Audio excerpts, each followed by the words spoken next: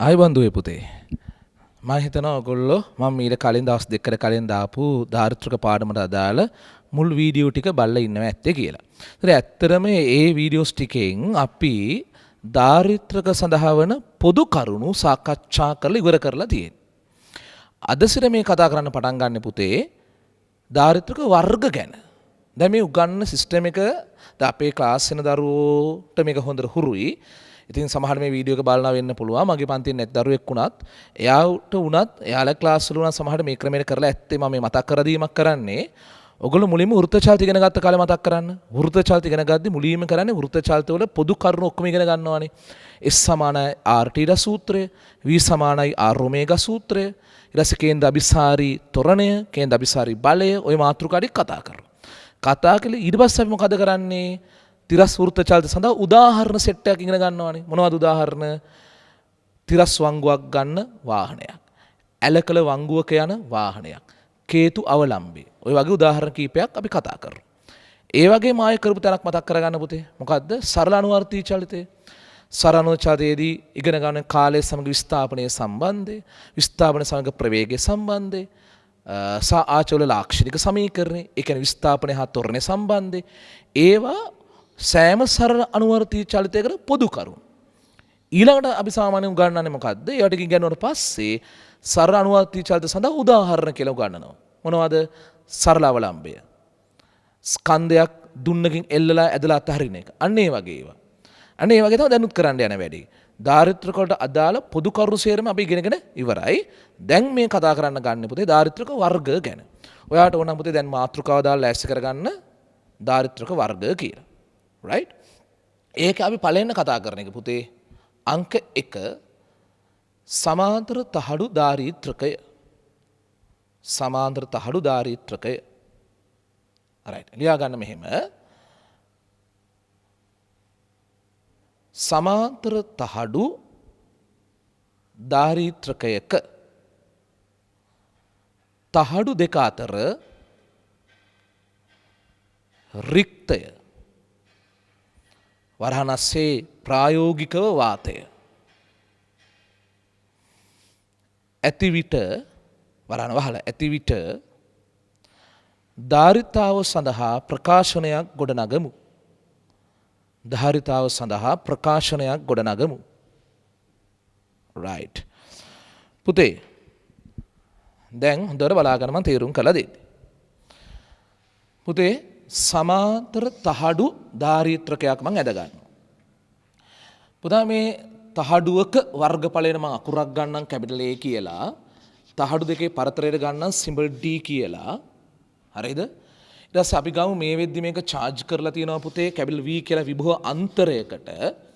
මම විභව අන්තර ලකුණු කරන් සාමාන්‍ය අඩු විභව පැත්තේ සිට වැඩි විභව පැත්තට ඊතල යොමු වනසේ.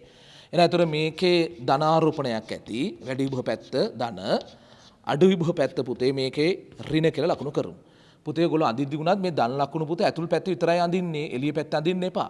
මොකද ධන ඍණ ආරෝපිත එක වගේ තහඩු දෙකක් මුහුණට මුහුණලා තිබ්බම ඔක්කොම කොහොමද ඇතුල් පැත්තට එනවා. හරිද? එතකොට ළමයිනේ මෙන්න මේකේ මේ තහඩුවට සිග්මා කෙනෙක් මතකද දන්නේ ගවුස් ප්‍රමේය කාලේ ගන්නනවා සිග්මා පෘෂ්ඨික ආරෝපණ ඝනත්වය කියලා කෙනෙක් ගැන පුතේ මේ මුහුණතේ සිග්මා කියන්නේ මොකද්ද පුතේ ආරෝපණයේ බෙදීම වර්ගඵලය කියන එක. හරි? පෘෂ්ඨික ආරෝපණ සිග්මා කියලා ගත්තා. එතකොට මේකේ තියෙන ඒ සිග්මාම තමයි. right? දැන් එතකොට මේකේ විද්‍යුත් ශේෂ ලකුණු කරන්නේ ධනයේ සිට ඍණ දෙසට. හරි නේද? ඊට පස්සේ පුතේ මං කිව්වේ මේකේ මැද තියෙන්නේ රික්තය කියලා. හුඟක් වෙලාවට ප්‍රායෝගිකව කියන්නේ ඉතින් වාතය තියෙන්නේ නේද? වාතයත් රික්තය වගේ කියලානේ ගණන් ගන්න අපි. ඒතර ඒක එප්සයිලන් නෝට් කියලා ගන්න. right. ඉතින් ඔයාලා මේක ඇඳ ගන්න වෙලාවෙදී උනත් පුතේ මං ආසයි මං කරපු පිළිවෙලට ඔයගොල්ලෝ කරනවා නම් මං ආයෙ මතක් කරලා ඉන්නම්. තහඩුවක වර්ගඵලයේ A, තහඩු අතර පරතරයේ D, තහඩු දෙක අතර රිබෝආන්තරයේ V. ඒතර මේකේ ආරෝපණයේ ධන Q. එහෙනම් මේකේ ආරෝපණය ඍණ Q. ඒතර මේකේ සිග්මා පෘෂ්ඨික ආරෝපණ ඝනත්වය කියන්නේ ආරෝපණයේ බෙදීම වර්ගඵලය. පැහැදිලි? මැද තියෙන රික්තය නිසා එප්සයිලන් නෝට් කියලා මාක් කරා. ධනේශ්‍ර ඍණ දෙසර විද්‍යුත් ශේෂ්ත්‍ර ලකුණු කරා. දැන් එතකොට මෙහෙමයි. මේක කරද්දී ඔයගොල්ලන්ට මතකේ තියෙන එක දෙයක් තියෙනවා. ගවුස් ප්‍රමේය ඕන ක්ලාස් එකේ කරනවාමයි. ගවුස් ප්‍රමේයෙන් උගන්වන දෙයක් තියෙනවා. මෙන්න මේ වගේ තහඩුවක් විසින් ඇතිකර විද්‍යුත් ශේෂ්ත්‍ර තීව්‍රතාවට සූත්‍රයක්. මොකද්ද සූත්‍රය? විද්‍යුත් ක්ෂේත්‍ර තීව්‍රතාව සමානයි සිග්මා බෙදීම එප්සයිලන් නෝට් කියලා සූත්‍රය. තමුන්ට මේ කොහෙන්ද ආවේ කියලා මතක නැත්නම් තමුන්ගේ තියරි පොත්වලින් පුතේ. දැන් මගේ දරුවන්ට මම අනිවාර්යයෙන්ම උගන්වලා තියෙනවා. ඒකෙන් ගිහලා චෙක් කරගන්න පුළුවන් බසෙමින් සැරේ. සිග්මා බෙදීම එප්සයිලන් නෝට් කියලා ගවුස් ප්‍රමේයෙන් ඔප්පු කරන්නේ. හැබැයි E කියන එක තව ක්‍රමයකට ලියන්න පුළුවන් නේද? විභව අන්තරය බෙදීම පරතරය කියලා. තහඩු දෙක අතර තියෙන විභවාන්තරය පරතරයෙන් බෙදෙනවා. V බෙදීම D කියලා ලියන්නත් පුළුවන් නේ. ඒතර එකම විද්‍යුත් ක්ෂේත්‍ර තීව්‍රතාව ගවුස් ප්‍රමේයෙන් ගන්න ප්‍රතිඵලය සිග්මා බෙදීම එප්සයිලන් නෝට්. නමුත් තව ක්‍රමයකට E ලියන්න පුළුවන් අර විභව අනුක්‍රමණ සීන් එකේ. තහඩු දෙකේ විභවාන්තරය තහඩු දෙකේ පරතරයෙන් බෙදලා. ඊට පස්සේ මම මොකද කරන්නේ මේ සිග්මා තියෙනවා නේද සිග්මා කියන්නේ පෘෂ්ටි කාර්බන ඝනත්වයේ Q බෙදීම A කියලා දානවා. Q බෙදීම A කියලා දානවා. එතකොට මේ එප්සයිලන් නෝට් එක මම ලියන්න ඕනේ. හරි? ඔන්න ඔහොමයි එන්නේ දැන්. සිග්මාට Q බෙදීම A කියලා ලිව්වා. සමානයි V බෙදීම D. ඊට පස්සේ ඔය Q ඔතන ඉද්දි මේ V ගෙන පල්ලෙහාට. ඇයි එහෙම කරන්නේ? පුතේ Q ඔතන ඉද්දි V පල්ලෙහාට ගෙන. ඇයි මං එහෙම කරන්නේ? හේතුව මං කරන්න යන්නේ ධාරිතාවට ප්‍රකාශනයක් ගැනීම. ධාරිතාව කියන්නේ මොකද්ද? ආරෝපණ බෙදීම විභවාන්තරය. ඒ නිසා මම එහෙම පදයක් මේක උක්ත කරනවා. ආරෝපණ බෙදීම විභවාන්තරය කියලා පදයක්. එතකොට මොකද වෙන්නේ මේ කෙනෙක් නා උඩ පැත්තට යනවා නේ. එප්සයිලන් නෝට් A බෙදීම D කියලා එකක් එනවා. හරි. ආරෝපණ බෙදීම විභවාන්තරය ඒක තමයි ධාරිතාව කියන්නේ. සාමාන්‍ය මේ රික්තයේ තියෙන අවස්ථා විශේෂයි වගේ නිසා මම මේකට Q බෙදීම V ට ධාරිතාවට C කියලා නැතු C නෝට් කියලා ලියන්න. හොඳයි. එහෙනම් මේක C නෝට් කියලා මම ලියනවා පුතේ එප්සයිලන් නෝට් A බෙදීම D කියලා. හරිද? මේකද අපි කොටු කරලා තියාගමු. right. එහෙනම් ඔයගොල්ලන්ට දැන් පුළුවන් පුතේ සේරටම කලින් රුප සරහන ඇඳගෙන වීඩියෝ එක නවත්තලා හරි රුප සරහන ඇඳගෙන E මේකිනුත් ලියලා V බෙදීම D ක්‍රමෙත් ලියලා ඔප්පු කරලා C නෝට් ගේ ප්‍රකාශනය ගන්න. එප්සයිලන් නෝට් A බෙදීම D කියලා. හරි නේද?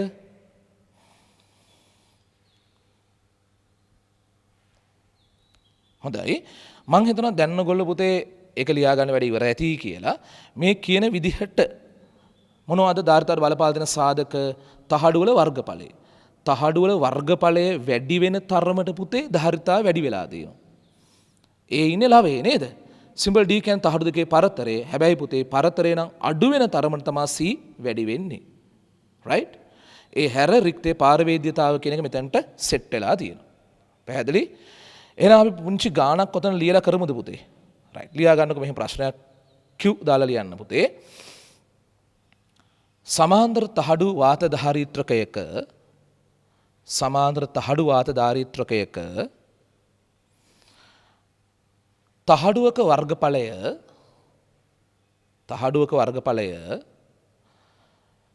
වර්ග මිලිමීටර්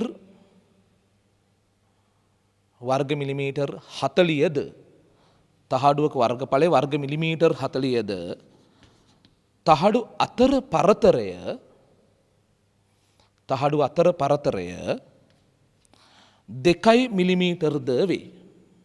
2 මිලිමීටර්ද වේ. පළවෙනි කොටස පුතේ ධාරිත්‍රකයේ ධාරිතාව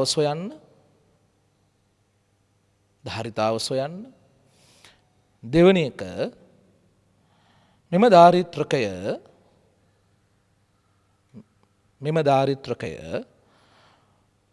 10 වෝල්ට් විභවාන්තරයකට ආරෝපණය කළොත් 10 වෝල්ට් විභව අන්තරයකට ආරෝපණය කළොත්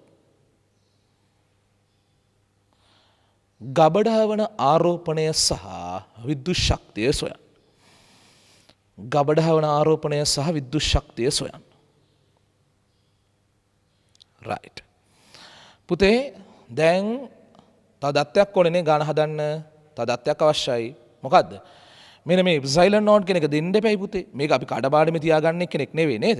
එප්සයිලන් නෝට් ගේ අගය සාමාන්‍ය ගොල්ලන්ට මුල් කාලේ කූලෝම් නියම ගන්න කාලේ දෙනවා නේද? එප්සයිලන් නෝට් ගේ අගය 8.85යි 10 ඍණ 12 කියලා. හරි? මතක තියෙන්න ඕනේ නෑ. පුතේ ඒතර ඒක මං හර දත්තයක් වශයෙන් දෙන්න උනි. ඒතර එප්සයිලන් නෝට් වලට ඒකකයේ සුපුරුදු ඒකකයේ ගන්න අපි කූලෝම් නියමෙන් ගන්න එකනේ. හැබැයි මම මේ වෙලාවේ ඒක නෙවෙයි ලියවන්න යන්නේ. කූලෝම් නියම පොඩ මතක් කරලා ඉන්න කමක් නෑනේ මතක් වුණාට. හරි? ඕකෙන් ගත්තොත් එප්සයිලන් නෝට් කෙනෙක් උක්ත කරලා කොහොමද එන්නේ 1/4 පයි right Q1 Q2 බෙදීම FR වර්ගය කියලා නෙන්නේ පුතේ. මේ බලන්න ඉප්සයිලන් නෝට් උඩට ගෙනියලා F පල්ලෙහාට ගත්තා. ඔහොමනේ ඉප්සයිලන් නෝට් එන්නේ. ඒක ඉප්සයිලන් නෝට් ඒකකයේ ගැන කතා කරොත් කූලෝම් වරක් කූලෝම් බෙදනවා නිව්ටන් වලින්. එහෙනම් නිව්ටන් ඍණ 1 මීටර වර්ගිනුත් බෙදුනවා මීටර ඍණ 2. ඕක තමයි සාමාන්‍ය වැඩිපුර අපි ලියන ඒකකේ. නමුත් අද සිට ඕන තව ඒකකයක් අඳුර ගන්න පුළුවන් ඉප්සයිලන් නෝට්. මේ බලන්න C නෝට් D බෙදීමේ එනේ. හරි? එතකොට C එකේ ඉප්සයිලන් නෝට් එතන යුක්ත කරලා බැලුවොත් පුතේ C නෝට් D බෙදීම ඒ කියලා ලියන්න පුළුවන්. එහෙම බැලුවොත් එහෙම ධාරිතාව ලියනනේ ෆැරඩ් වලින්. තහඩු පරතරය ලියන්නේ SI එකේ මීටර්නේ. වර්ගඵලය මීටර වර්ගනේ නේද? එහෙම ගත්තොත් ෆැරඩ් m ඍණ 1 කියලා ඒකකයකුත් තියෙනවා. රයිට්? එහෙනම් අද මම ඔයගොල්ලන්ට ওই ගානේ ලියා ගන්න කියන ඉප්සයිලන් නෝට් ගේ උත්තරේ අගය 8.85 1012යි ෆැරඩ් මීටර ඍණ 1 කියන. හරි? ඕක කොයිකෙන් දුන්නත් එකයි පුතේ. හොඳේ? ලියා ගන්න එක පුතේ. රයිට්.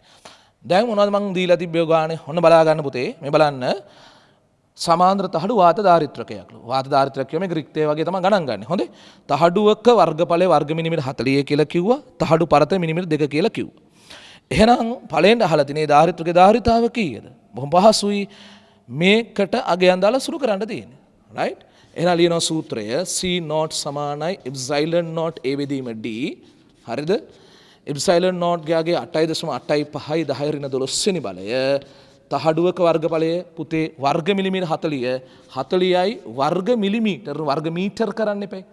මිලි කියන්නේ 10 ඍණ 3 වර්ග කරාම 10 ර්ණ 6. බෙදන්න ඕනේ මොකෙන්ද පුතේ? තහඩු දෙකේ පරතරය මිලිමීටර් 2. හරිද? මිලිමීටර් 2 කියන්නේ 2යි 10 ඍණ 3. 2යි 10 ඍණ 3. ඒවා ඒකක ලිව්වා නම් පුතේ මේක ෆැරඩ් m ඍණ 1, මෙයා වර්ග මීටර්, මේක මීටර්. මේ වෙලාවේ මම ඒක ගැන හරි ඒකක පරිවර්තන අනිවාර්යෙන් කරන්න ඕනි. මට මේ වෙලාවේ වැඩිපුර ඕනේ පුතේ මේ ගාන හදන විදිය ඔබට උගන්න ගන්න. හරි. දැන් මේක සුරු කරලා බලන්න එපයි පුතේ අපි. රයිට්. මෙතන 2 සහ 40 කැපුණා එතන 20ක් එනවානේ. සාමාන්‍ය මම නම් ළමයින්ට උපදෙස් දෙන්නේ සංඛ්‍යා වෙනම සුරු කරගන්න කියලා. දැන් 8.85 දෙකෙන් ගුණ කරගන්න එපයි. 5 වරක් 2 10යි. එකක් ඉතුරුයි. 8 වරක් 2 16යි. අර 1යි 17යි. එකක් ඉතුරුයි. 8 වරක් 2 16යි. අර 1යි 17යි. රයිට්? මම දැන් 8.85 දෙගුණ කරන වැඩේ කරගත්තා පුතේ. තව තියෙනවා මට හැම සුළු කරන්න. මොනවද තියෙන්නේ? පුතේ 10 ඍණ 12යි 10 ඍණ 6යි සුළු කරගන්න එපේ. මේ දෙක සුළු කරාම 10 ඍණ 18ක් එනවානේ. මේ දෙක 10 ඍණ 18ක් එනවා. 10 ඍණ 18 තව මෙතන 10න් ගුණ කරන්න එපේ. මෙතන 10 ඍණ 18යි මේ 10න් ගුණ කරා. එතකොට 10 ඍණ 17යි. 10 ඍණ 17 බෙදන්න තියෙනවා 10 ර්ණ 3න්. දර්ශක අඩු කරනවානේ බෙදද්දි. හරි ඍණ 17න් අඩු කරනවා ඍණ 3ක්. ඍණයි ඍණයි ගුණ කරන් ධන වෙලා ධන 3 හැදුනම ඍණ 17 ධන 3 ඍණ 14ක් එනවා. ඍණ 14යි. පැහැදිලි කියලා මම හිතුවා. ඔයා කොහමද ඔක හිමින් සැරේ ඕනනම් සුළු කරලා බලන්න පුතේ. මේක අවශ්‍ය නම් ළමයට 1.77 හරි මේක 1.77 10 ඍණ 13 කියලා ඕන ලියලා තියා ගන්නත් පුළුවන්. ෆැරඩ්. ඕනයින් පිකෝ ෆැරඩ් කියලා එහෙම ගන්නත් පුළුවන් ඉතින්. හරි පිකෝ ෆැරඩ් වලින් ගත්තොත් එහෙම 0.177ක් වගේ රයිට්. ඒක හරි උපසර්ග ඔයගොල්ලෝ කරගන්න එපා පුතේ. දැන් කරපු දේ තේරෙන්නේ නැහැ ඔයගොල්ලන්ට. එප්සයිලන් නෝට් ආදේශ කරා තහඩුවක වර්ගඵලය කියන එක ආදේශ කරා බෙදුවා තහඩු දෙකේ පරතරය. ඒතර ඔහොම උත්තරයක් එනවා. හරි. දැන් දෙවෙනි කොටස මොකද්ද මම අහලා තිබ්බේ? දෙවෙනි කොටස මම අහලා තියෙන්නේ පුතේ මේක charge කරාලු වෝල්ට් 10කට නේද? හරි. වෝල්ට් 10කට charge කරාලු. වෝල්ට් 10කට charge කරාම පුතේ ගබඩ හැවෙන ආරෝපණ ප්‍රමාණය කීයද? සරලයි Q සමානයි CV. දැන් මම කලින්ම කිව්වනේ මේ Q සමාන CV එක ඉගෙනුවේ පහුගිය දවස්වල. මේක ඕනෑම වර්ගයක දාරිත්‍ර කරන වළංගුයි. හරිද? මේ පාඩමේ ඔබ අලුතින් ඉගෙන ගත්තේ අද දවසේ ඉගෙන ගත්තේ ධාරිතාව ලියන සූත්‍ර විතරයි. එතකොට Q සමාන CV දානකොට පුතේ C කියන එක නා කීයද? 1.77යි 10 ඍණ 13යි ෆැරඩ්. හරිද? charge කර විභවාන්තරය කීයද? 10යි. එහෙනම් ඒතර කබඩ ඇතන ආරෝපණ ප්‍රමාණය 1.77යි ගුණ කිරීම 10 ඍණ 12යි 10 ඍණ 13යි 1යි 10 ඍණ 12යි කූලෝ. හරි පොඩි ආරෝපණ ප්‍රමාණය. ඊට පස්සේ එහිම අහනවා දැන් ඒ වෙලාවේ මේ ගබඩ ඇතුළේ ශක්තිය මොකක්ද? රයිට්. ඇත්තට මේ කියන ධාරිත්‍රකයේ ධාරිතාවත් දන්නවා. විභව අන්තරෙත් දන්නවා. ආරෝපණෙත් දන්නවා. එතකොට ඇත්තටම ශක්තිය හොයන්න තියෙන සූත්‍ර තුනක්. ඒ ඕන සූත්‍රයක් දාන්න පුළුවන්. භාගයයි QV භාගයයි CV වර්ගේ Q වර්ග විදින 2C ඕන එක තුනම දන්න හින්දා කැමති එකක් දාන්න ඔයාලට පහසු එකක් දා ගන්න පුළුවන් පුතේ. අපි තුමු භාගයයි QV කියන එක දාන්න සතුරුයි කියලා තමු. එහෙනම් ඉතින් කොහොමද වෙන්නේ? භාගය ගුණ කිරීම Q ආරෝපණය 1.77යි 10 ඍණ 12 වෙනි බලය. හරිද? මෙතන හොයාගත් උත්තරේ පුතේ charge කර විභවාන්තරේ 10. මොකද යන උත්තරේ පුතේ මේක බෙදන්න ඕනේ දෙකෙන් 0.885ක් එයිනේ. අර කලින් වගේ. හරි. 0.885යි ගුණ කිරීම මේ දෙක සුළු කරාම 10 ඍණ 11 වෙනි බලයකට එයි. මොනවයින් දෙන්නේ? ජූල් වලින්. ශක්තියනේ හෙව්වේ. ඕනේ නම් ඒක 8.85යි 10 ඍණ 12ක් වගේ තිබ්බට අවුලක් නැහැ. පැහැදිලි? දැන් මෙතන මම මේ සංඛ්‍යා මට මේ වෙලාවේ හිතිච්ච සංඛ්‍යා ටිකක් කිව්වේ ඔයගොල්ලන්ට පුතේ. හරි? මම හිතනවා මම හරියට වර්ගඵලය දුන්නේ වර්ගමින 40 කියලා, පරතය දුන්නේ මිලිමීටර් 2 කියලා. එන ඒක දාලා C හෙව්වා. හරිද? බලා ගන්නකො. රයිට්? එතනින් C. ඊළඟට පුතේ ඇහුවේ වෝල් 10කට charge කරා කියලා. එහෙනම් Q = CV දා. ඊළඟ ශක්තිය භාගය QV දාලා ගන්න. හරිද? එහෙනම් ඉතින් ඔයගොල්ලෝ පුතේ හිමින් සැරේ හදා ගන්න. වීඩියෝ එක නවත්තලා හරි. රයිට්? හොඳයි. මම හිතනවා පුතේ දැන් ඔයගොල්ලෝ ඒක කරගෙන ඉවර ඇති කියලා. දැන් ඕකේ මම විශේෂ කාරණා ටිකක් තියෙනවා කියන්න. සැලකුණු ප්‍රමාණයක් තියෙනවා පුතේ මේක සම්බන්ධයෙන් කියන්න. දැන් ඔබට මා මේක ඉගැන්නුවේ තහඩු දෙක අතර තිබෙන්නේ රික්තය. එහෙම නැත්තම් වාතය කියලා අරගෙන්නේ. සමහර වෙලාවට ඒක එහෙම්ම නොවෙන්න පුළුවන්. අපි හිතමුකෝ ඕක සම්පූර්ණයෙන් පිරලා තියෙන වෙන පාර විද්‍යුත් මාධ්‍යයකින් කියලා. රයිට්? බලන්න මේ මම ඒ වෙලාව ගත්ත රූප සටහනේ හිතන්නකෝ මේක රික්තේ නෙවෙයි වෙන එප්සයිලන් වෙන පාර විද්‍යුත් මාධ්‍යයක් තියෙන. එහෙනම් ධාරිතාවට මොකද වෙන්නේ? මොකද වෙන්නේ ධාරිතාවනේ කල්පනා කරන්න වෙනස් වෙන්න ඕන තැන. එහෙනම් එතකොට මෙතනට එප්සයිලන් නෝට් නෙමෙයි වෙන ඒ අදාළ එප්සයිලන් එක එන්න ඕනේ. හරිද? එහෙනම් එතකොට අපි ලියන්න වෙන්නේ මෙන්න මෙහෙම නේ පුතේ. වෙන පාර විද්‍යුත් මාධ්‍ය තිබුණා C සමානයි කියලා ලියමු අපි. රයිට්? ඒ අදාළ මාධ්‍යයේ පාරවේද්‍යතාවය ඒ බෙදීම D කියලා. හොඳේ? එතනම C not කියලා ලියන්නේ C කියලා ලියන්නේ. රයිට්? හැබැයි ඔයගොල්ලෝ මතක ඇති නේද යම් මාධ්‍යයක පාරවේද්‍යතාව ලියන්න පුළුවන් පාර විද්‍යුත් නියතයේ වරක් රික්තයේ පාරවේද්‍යතාව කියලා. එහෙම ඉගෙන ගන්න ඔයගොල්ලෝ විද්‍යුත් ශාස්ත්‍ර මුල් හරියේදී. හරි? යම් මාධ්‍යයක පාරවේද්‍යතාව කියන්නේ පාර විද්‍යුත් නියතයේ ගුණ කිරීම රික්තේ පාරවේද්‍යතාව. තහඩු වර්ගඵලයේ බෙදීම පරතරය. මේ දෙක තියෙනවනේ කොහොමටත්. දැන් හොඳට බලන්න මේ K හැර පාර විද්‍යුත් නියතයේ හැර ඉතුරු කෑල්ල දිහා බලන්න. right? මොකද මේ තියෙන්නේ එප්සයිලන් not A බෙදීම D කියලා. මොකක්ද ඒ තියෙන්නේ? රික්තය තිබුණා නම් තහඩු දෙක අතරේ එහෙනම් ධාරිතාවේ සූත්‍රය C not කියලා මම ලියපු එක. එහෙනම් කෙලින්ම ලියන්න පුළුවන් C සමානයි K C not කියලා. හරිනේ? අර කොටසම C not කියලා දැම්මා. ඉතින් පුතේ ඔයගොල්ලෝ ඉගෙනගෙන ඇති ඕනෑම මාධ්‍යයක පාර විද්‍යුත් මාධ්‍යයක පාර විද්‍යුත් නියතය.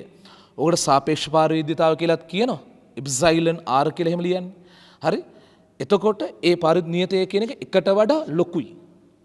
right? එකට වඩා ලොකුයි. එතකොට මොකද්ද මේ කියන්න හදන්නේ? වෙන පාර විද්‍යුත් මාධ්‍යයකින් පිරෙව්වාම එන ධාරිතාව රික්ත තිබ්බම තියෙන ධාරිතාවට වඩා වැඩි. කියන්නේ කෙලීම නිකන් හිතන උදාහරණයකට රික්තේ තියෙන වෙලාවේ ධාරිතාව අපි හිතමුකෝ මයික්‍රෝ ෆැරඩ් වලින් 20යි කියලා. කෙලීම පාර විද්‍යුත් නියතය 3 එකක් මේක පිරෙව්වොත් මුළු එකම පාර විද්‍යුත් නියත 3 කෙනකින් පිරෙව්වොත් කෙලීම නගිනවා පුතේ ධාරිතාව 3 ගුණයකින්. ඒ කියන්නේ 20 වරක් 3 60යි මයික්‍රෝ ෆැරඩ් මින් පස්සේ ධාරිතාව වෙන්නේ. අපි එන එක ලියාගෙන නේද පුතේ? රුලක් කරලා තරුවක් දාලා ලියවනම් හොඳයි පුතේ. තහඩු දෙක අතර අවකාශය වෙනත් පාර විද්‍යුත් ද්‍රව්‍යයකින් සම්පූර්ණයෙන් පුරවා තිබුණේ නම් කියලා කමාද ඊළඟ රුල ලියනවා පුතේ C සමානයි එප්සයිලන් A බෙදීම D කියලා. ඕකේ? හැබැයි එප්සයිලන්ට ලියන K වරක් එප්සයිලන් not කියලා. A බෙදීම D. හරිද? මේ කොටස වට කරගත්තා. ඒ තියෙන C not. රික්තේ තිබුණා නම් තියෙන ධාරිතාව C not. ලිව්වා C සමානයි KC not කියලා. පැහැදිලි? අමතක කෙනෙක් ඉන්නවා නම් පැත්තකින් ලියාගත කමන්නේ. K එම මාධ්‍යයේ පාර විද්‍යුත් නියතය. නැත්තම් සාපේක්ෂ පාරවේද්‍යතාව. හරිද? කෙලීම ධාරිතාව K ගුණයක් වෙලා ඊට පස්සේ යටින් ලියන්න පුතේ ඕනෑම පාර විද්‍යුත් මාධ්‍යක K විශාලයි 1ට වඩා නිසා C විශාලයි C නෝට්ට වඩායි. K ලොකුයි 1ට වඩා නිසා C ලොකුයි C නෝට්ට වඩායි. right? පොඩි උදාහරණයක් වශයෙන් ලියමුකෝ පුතේ. ධාරිතාව 20යි මයික්‍රෝෆැරඩ් වන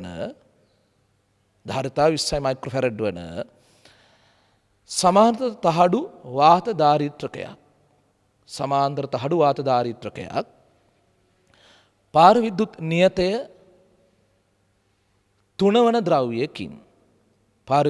3 වන ද්‍රව්‍යයකින් සම්පූර්ණයෙන් පිරවුවහොත්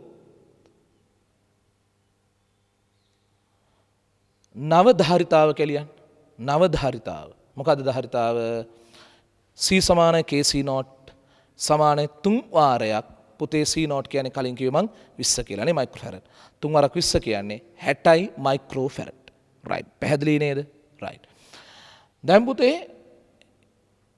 මම කිව්වේ සම්පූර්ණයෙන් පිරෙව්වොත් කියලානේ දැන් ඔයාලම කල්පනා කරන්න ධාරිත්‍රකයක් තියෙනවා ඕකේ ධාරිත්‍රකයක් තියෙනවා ධාරිත්‍රකයේ දැනට වාතය නැත රික්තේ තියෙන්නේ පරතරේ D හරි මුළු එකම නෙවෙයි මෙන්න මේ වගේ කොටසක් පිරෙන්න මේ වගේ ප්‍රශ්න ඕන තරම් තියෙන විභාග ඉතිහාසයේ කොටසක් පිරෙන්න වෙන පාරිද්‍රව්‍යයක් දානවා හරි එප්සයිලන් සමන K එප්සයිලන් නෝට් එක හරිද ඒකේ දාපු එකේ thickness එක T වගේ හිතාගමු හොඳේ පැහැදිලි තහඩු පරත D වුණාට thickness එක T වෙච්ච පාරිද්‍රව්‍යයක් මැද හරිය මෙහෙම දාලා මුළු එකම පිරෙන්න නෙවෙයි හරිද මේ දෙපැත්තේ සුපුරුදු වාතය එහෙම නැත්නම් රික්තේ තියෙන දැන් මම ඔබට කියන්නේ මේක ඉතුරින් එහා ටික බලන්න මත්තෙන් මම ප්‍රශ්න කිහිපයක් අහනවා ඔයාලා ඒවා හිතලා තියාගන්න එක ප්‍රශ්නයක් තමයි සම්පූර්ණයෙන් වාතය තියෙන වෙලාවක ඒකට මේ වගේ පාරිද්‍රව්‍යයක් ඇතුල් කරාම ධාරිතාව වෙනස් වෙනවද නැද්ද හරි දෙවෙනි එක වෙනස් වෙනවා කියලා හිතනවා නම් වැඩි වෙනවද අඩු වෙනවද හරිද ඊට කල්පනා කරන්න මේකේ ඝනකම සිද්ධ කරන බලපෑම මොන වගේද ඝනකමෙන් සිද්ධ වෙන බලපෑම ඝනකම බලපාන්නේ නැද්ද ඝනකම වැඩි වෙන තරමට ධාරිතාවට වැඩි වෙන හෝ අඩු වෙන ප්‍රමාණය වැඩිද අඩුද පොඩ්ඩක් කල්පනා කරන්න මේ දේවල් හරිද ඊට පස්සේ මේක දාන තැන උඩින්ද දාන්නේ මැදින්ද දාන්නේ යටින්ද දාන්නේ ඒක කොහොමද බලපාන්නේ ඔයා ටිකක් හිතලා තියාගන්න පුතේ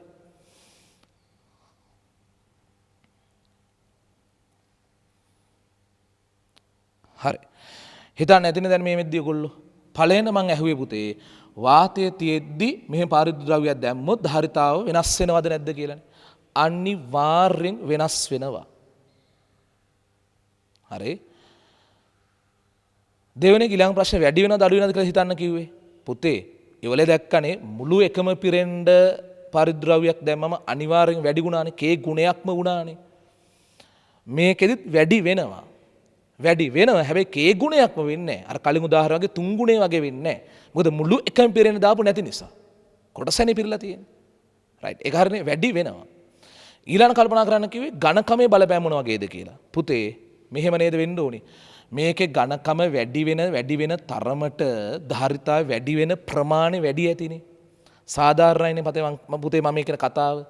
ඇයි මුළු එකම පිරෙන්න දැම්මම ධාරිතාව කෙලින් K ගුණයක්ම වුණා. දැන් මුළු එකම පිරෙන් දාලා නැති නිසා K ගුණයක්ම වෙන්නේ නැහැ. ඊට පස්සේ මේ ඝනකම වැඩි කර ගියාම ධාරිතාව වැඩි වෙන ප්‍රමාණය වැඩි වෙලා මුළු එකම පිරෙන් දාම තමයි හරියට කෙලිම K ගුණයම වෙන්නේ. හරිද?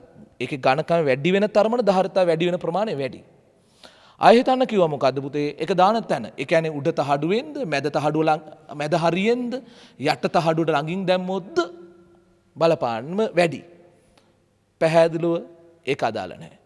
උඩ තහඩුවට ළඟද යට තහඩුවට ළඟද මැදින්ද ඒක අදාළ නැහැ පුතේ රයිට් එහෙනම් අපි පොඩි ඒක නෝට් එකක් වශයෙන් දාගෙන හිමුද පුතේ වාක්‍යයක් දීලා මෙහෙම ලියන්න පුතේ ධාරිත්‍රකේ කොටසක් පිරෙනසේ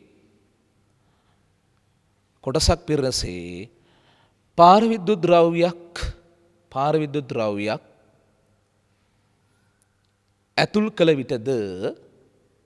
ඇතුල් කළ විටද ධාරිතාව වැඩි වේ. වරහන් අසල යන්න K ගුණයකට වඩා අඩු සාධකයකින්. K ගුණයකට වඩා අඩු සාධකයකින්. එහි ඝනකම වැඩිවන තරමට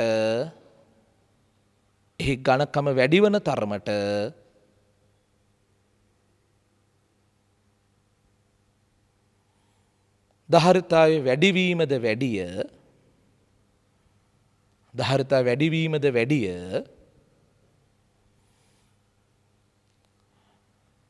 එය ඇතුල් කරන ස්ථානය සීගේ වැඩිවීමට බල නොපායි. ඇතුල් කරන ස්ථානය සීගේ වැඩිවීමට බල නොපායි. රයිට්. දැන් පුතේ මේක දැන් මේ කොටස මම කරන්න යන කොටස තීරණෝටේ කළ යුතුම කොටසක් නෙවෙයි. මම ඔබට මෙවැනි ධාරිත්‍රකයක අරන් පෙන්වන්න යනවා පුතේ ධාරිතාව සඳහා ප්‍රකාශනය. එහෙම එකක් විභාග දෙක සරක් ඇවිල්ලා තියෙනවා. දැන් මම ඔබට කියවනේ පුතේ දැන් ඕන මට මේක මෙතනම තියාගෙන මේම කැලේ තුනක් තියාගෙන උනත් ඒක කරනවා නම් කරන්න පුළුවන්. නමුත් ඔබට මම කිව්වනේ මේක දාන තැන අදාළ නැහැ කියලා. මම මේක පුතේ හිතන්නම්කෝ යටින්ම දැම්ම කියලා. මේක මේ හරියෙන් දැම්ම කියලා හිතන්න. හරිද? පුතේ ඔය රූපේ මම යලි වෙනස් කරලා ඇඳ ගන්නවා පුතේ. තහඩු දෙක ඔහොම තියෙනවා. හරිද? මෙතන තමයි ඔය කියන පාරවිද්‍යුත් ද්‍රව්‍ය දාලා තියෙන්නේ. හරිද? එතකොට පුතේ ඒකේ K එප්සයිලන් නෝට් කියලා මම යෝජනා කරේ. K පාරවිද්‍යුත් නියතය. මේ හරිය සුපුරුදු වාතය. හරිද? ඊට පස්සේ ළමයි දැන් මේකේ thickness එක T තහඩු දෙකේ මුල් පරතරේ D නේ තිබුණේ. දැන් මේ පරතරේ අපේ පුතේ D අඩු කිරීම T නේද? මේ මුළු D ගේ මෙයා T එකක් ගියා මෙයාට ඉතුරු වෙන්නේ D ඍණ T. හරිද? දැන් මම මේක ක්‍රම දෙකකට ඕනනම් හදලා පෙන්නන්න පුළුවන් මට. මෙන්න මේ තහඩු වල ආරෝපණ ධන ඍණ නමක් කරන්න ධන Q ඍණ Q කියලා අර ගන්නවා මම. හරි අතුල් පැති වල තියෙන්නේ විභවාන්තරේ V වගේ අකුරක් ගන්නවා. හරිද? ඊට පස්සේ ඔයාලට හිතන්න පුළුවන් පුතේ මේ කෑල්ලේ මෙතනින් මෙතන විභවාන්තර V1 මේ ටිකේ මේකේ V2 වගේ ගත්තා නම් හරි. හොඳයි. මෙතන විභවාන්තරයේ V1 ගන්න. රයිට් මේක V1 මේක V2. ඒතොර V1 V2 එකතුව තමයි පුතේ අර මං V කියලා මාක් කරලා තියෙන්නේ. හොඳයි. පැහැදිලි නේද? මුළු පරතරයේ D මේක thickness එක T දැන් මේ වාතයේ තියෙන D ඍණ T මුළු විභවාන්තරයේ V ධන Q ඍණ Q මේ ටික විභවාන්තර V1 මේ ටික විභවාන්තර V2 මේ එප්සයිලන් නෝට් මේක K එප්සයිලන් නෝට්. හරි? ඒතර අර සුපුරුදු පුෂ්ටිකාර මොනවාද සිග්මා එක මතක තියෙන්න ඕනේ වර්ගඵලයේ A. හොඳයි? දැන් මම මේක ධාරිතාවට ප්‍රකාශනයක් එක ක්‍රමයකට මුලින් හදලා පෙන්නන්න. පළවෙනි ක්‍රමය. හරි? ළමයි දැන් මෙතනින් මෙතනට දක්වා තියෙන විද්‍යුත් ශේෂයේ තීව්‍රතාව තියෙන්නේ. විද්‍යුත් ශේෂයේ තීව්‍රතාව E1 කියලා ලිව්වොතින් සිග්මා බෙදීම එප්සයිලන් නෝට් කියලා ලියන්න පුළුවන්. හරිද? හැබැයි තව ක්‍රමයකට ලියන්න පුළුවන් V1 බෙදීම D ඍණ T කියලාත්. සිග්මා දී එප්සයිලන් නෝට් කියලා ලියන්න පුළුවනි. සන V1 බෙදීම D ඍණ T කියලා ලියනවා. විභවාන්තරයේ බෙදීම පරතරය. විභවාන්තරය ගත්තේ මේ ටිකේ විභවාන්තරයේ මේ ටිකේ පරතරයෙන් බෙදුවා. හැබැයි සිග්මා කියන්නේ මොකද්ද? Q බෙදීම A නේ. හරි? සිග්මානේ Q බෙදීම A දානවා සමාන V1 බෙදීම D ඍණ T. දැන් මම ඕකේ V1 උක්ත කරලා තියාගන්නවා. මේ බලන්න V1 උක්ත කරාම මේක මෙහාට ගුණ කරන්න ඕනේ නේද? Q බෙදීම එප්සයිලන් නෝට් A ගුණ කිරීම. මෙහෙම තියලා මේක මෙහෙට ගුණ කරලා තියෙනවා. කවුද එන්නේ? D අඩු කිරීම T කියලා එකක්. පැහැදිලි? සිග්මා දී එප්සයිලන් නෝට් සමාන කර V1 බෙදීම D ඍණ T ට සිග්මා Q බෙදීම A දාලා V1 උක්ත කරා මේක මෙහෙට ගෙනියලා. ඔහොම තියාගන්නවා මම. හොඳේ? ඊට පස්සේ මාධ්‍ය වෙනස් වෙනවානේ. මාධ්‍ය වෙනස් වුණාම ගවුස් ප්‍රමේය කාලේ ඉගෙන ගන්න විදිහට පුතේ මෙතන මේක මාරු කරන්න ඕනේ. සිග්මා බෙදීම දැන් ලියන්න K එප්සයිලන් නෝට් කියලා. එහෙනම් මෙතනින් මෙහාට ටික විද්‍යුත් ක්ෂේත්‍ර තීව්‍රතාවය E2 නම් පුතේ E2 ලියනවා මොකක් කියලාද? සිග්මා බෙදීම ඒ මාධ්‍යයේ පාර විද්‍යුත් නියතය රික්තේ පාරේතාවෙන් ගුණ කරා. ඒ අදාළ මාධ්‍යයේ පාරේතාව මේ තියෙන්නේ. සමානයි මේ ටිකේ විභවාන්තර V2 බෙදනවා පරතරය. E ලියනවානේ V බෙදීම T ක්‍රමයෙන් ලියන්න පුළුවන්. V බෙදීම පරතරය ක්‍රමයට. V2 බෙදනවා කාගෙන්ද? T අකුරෙන්. එතනින් අපේ දරුවෝ ටික V2 උක්ත කරගන්නවා නම් මේ බලන්න T මෙහෙට ගන්න එපැයි. පුතේ ඊට කලින් තව එක දෙයක් කරන්නම් මම සිග්මාට Q බෙදීම A දානවා. හොඳේ? සිග්මාට Q බෙදීම A. K epsilon nought A සමානයි V2 බෙදීම T. හරිද? සිග්මාට කිව්වෙදීමේ ගිය සැරේත් මම දැම්ම මතක ඇතිනේ පුතේ. ඊළඟට ඒකෙම V2 උක්ත කරනවා. මේ බලන්න V2 උක්ත කරද්දි මොකද වෙන්න ඕනේ පුතේ? මේ T උඩට ගුණ කරනවා. එච්චරයි නේද? V2 කියන්නේ මොකද්ද පුතේ? T මෙහෙට ගුණ කරා. Q T බෙදීම K epsilon not A. හරිද? පැහැදිලිනේ? T මෙහෙට ගුණ කරා K epsilon not A එක යට ඉතුරු වෙලා තියෙනවා. හරිද? ඊට පස්සේ මම ගන්නවා පුතේ මෙන්න මෙහෙම. මුළු විභවාන්තරය කියන්නේ මේ තහඩු දෙකේ මුළු විභවාන්තරය කියන්නේ V1 ගෙත් V2 ගෙත් එකතුවනේ. පැහැදිලිව මේක ඔවුනේ. එහෙනම් V සමාන ලියනකොට V1ට අර කියන එක දානවා. හරිද? Q බෙදීම epsilon not A වරහණාසේ D අඩු කිරීම T එකතු කිරීම ඊළඟ V2ට ගත්ත ප්‍රකාශනයේ පුතේ Q බෙදීම T Q වරක් T බෙදීම K epsilon not A. හරි? පොදු සාධක කීපයක් මට පේනවා පුතේ. V සමානයි. හරි? Q බෙදීම epsilon not A පොදු සාධකයක්. වරහණාස මොනවද ඉතුරු? D අඩු කිරීම T ඉතුරුයි. D අඩු කිරීම T ඉතුරුයි. එකතු කිරීම මෙයා ගත්තා Q epsilon not A එළියට අරගෙන තියෙනවා. එකතු කිරීම T බෙදීම K එකක් ආවා. හරි? තේරුණානේ මේ ටික එළියට ගත්තට පස්සේ T බෙදීම K එකක් ආවා. ඊළඟට මම අදහස් කරේ ධාරිතාවට ප්‍රකාශනය ගැනීම කියන්නේ. එනස් C ලියන්න පුතා. ධාරිතාව කියන්නේ Q බෙදීම V.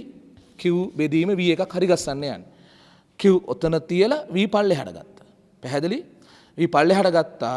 එතකොට ඒක උක්ත කරන්න මේක මෙහෙට ගුණ කරන්න. මේක මෙහෙට ගුණ කරන්න ඕනි. epsilon not A මොකද දෙන්නේ? මේ සම්පූර්ණ කොටස පල්ලෙහාට යනවා නේද?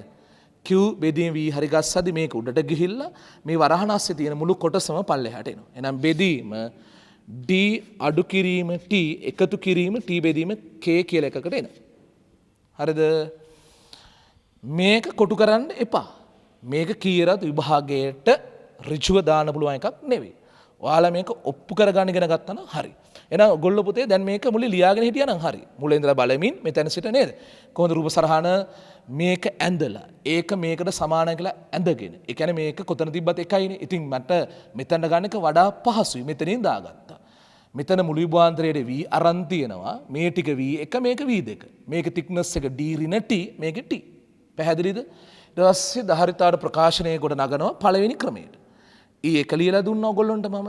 ඒකෙන් V1 උක්ත කරා. E2 ලියලා ඒකෙන් V2 උක්ත කරා පුතේ. ඊට පස්සේ මුළු විභවාන්තරය කියලා ගත ඒ දෙක එකතුව අරන් ගිහලා ඔබේ අරමුණ වෙන්න ඕනේ මොකද්ද? කොයි වෙලේ හරි Q බෙදීම V පදයක් හදන එක. හරිද?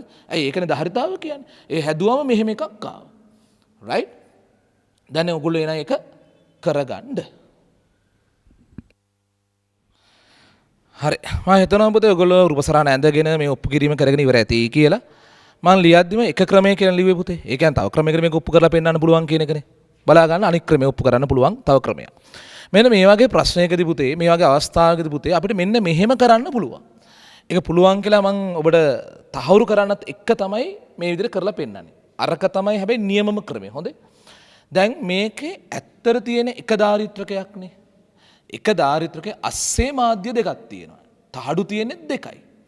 හැබැයි මේකක් මෙහෙම හිතුවාට අවුලක් වෙන්නේ නැහැ. ඒ කියන්නේ මේක මෙන්න මෙතනින් වෙන් කරලා මේ අතුරු මුහුණද කියමු එතනින් වෙන් කරලා දාරිත්‍රක දෙකක් වගේ හිතමු කියලා මම යෝජනා කරන්නේ. හරිද? දැන් එතකොට ඔයාට මේක යලි අඳින්න පුළුවන් මෙන්න මේ විදිහට පුතේ.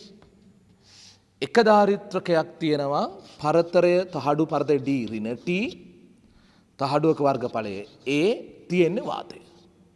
ඊට පස්සේ අනික් එක කොල්ලෝනේ මෙන්න තහඩු පරතරයේ T තියෙන්නේ K epsilon not කියන මාධ්‍ය පුතේ. හරිද? ඔන්න ඔහම වර්ගඵලයේ ඒක එහෙමම තමයි ඉතින්. එකමනේ වර්ගඵලය. දැන් මම ඔබට කියන්න හදන්නේ මේකේ ධාරිතාව C1 කියලා හිතන්න මේක C2 කියලා හිතන්න. දැන් මේක C1 නම් C1 ලියන්න පුළුවන් epsilon not A බෙදීම D අඩු කිරීම T කියලා. වාත ධාරිත්‍රකයක් නේ ඒක. epsilon not A බෙදුවා අදාළ පරතරය මොකෙන්ද D අඩු කිරීම T වලින්.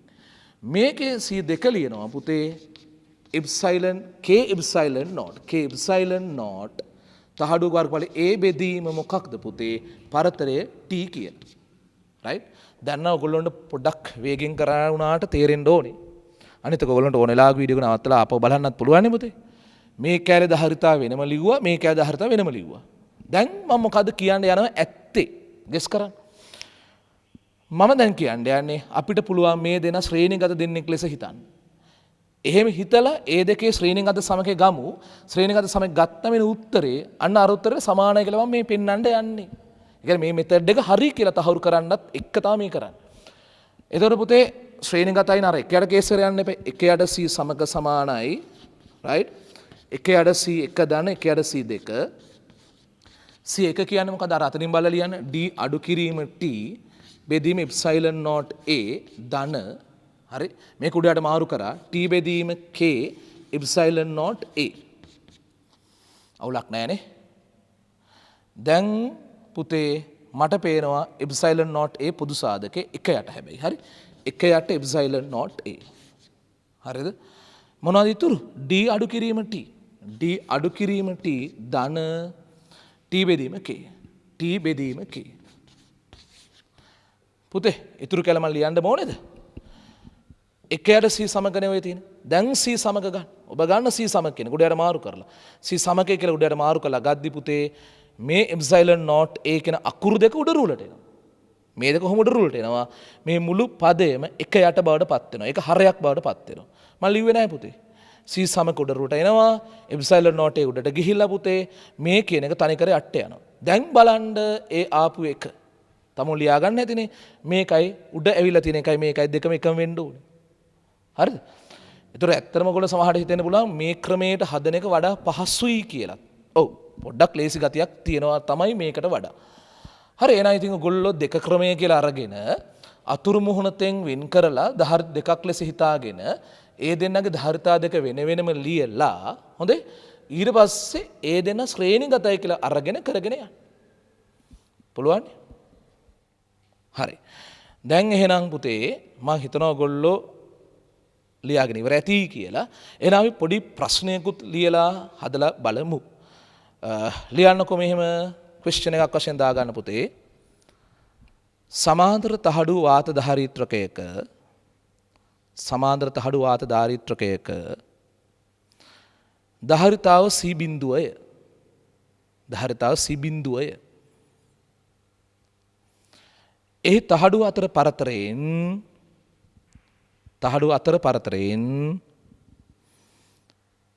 හතරෙන් එකක් පිරෙන පරිදි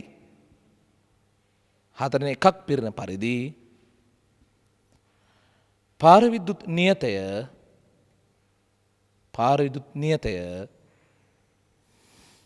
තුනවන ද්‍රව්‍යයක් පුරවන ලදී.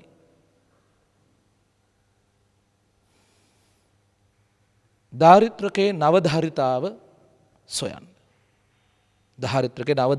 සොයන්න. පුතේ පරතරයෙන් හතරෙන් එකක් පිරෙනසේ පාරවිදුත් නියතය තුනවන ද්‍රව්‍යයක් කියලා නේද මං කිව්වේ? රයිට්. බලා ගන්න එන හදන විදිහ. හරි. අපේ දරුවෝ ටික සූදානම් නේද? තව කියන්න ඕනේ. ඔයගොල්ලන්ට ඕනේ නම් පුතේ මෙන්න මේ සූත්‍රය තියෙන්නේ. මේ සූත්‍රය හරහා ගිහිලා ගන්න පුළුවන්. ඒ කියන්නේ තාඩු පතේ D නම් දැන් පරතරේ ඒකේ D බෙදීම 4 කෑල්ලක් පිරෙව්වේ.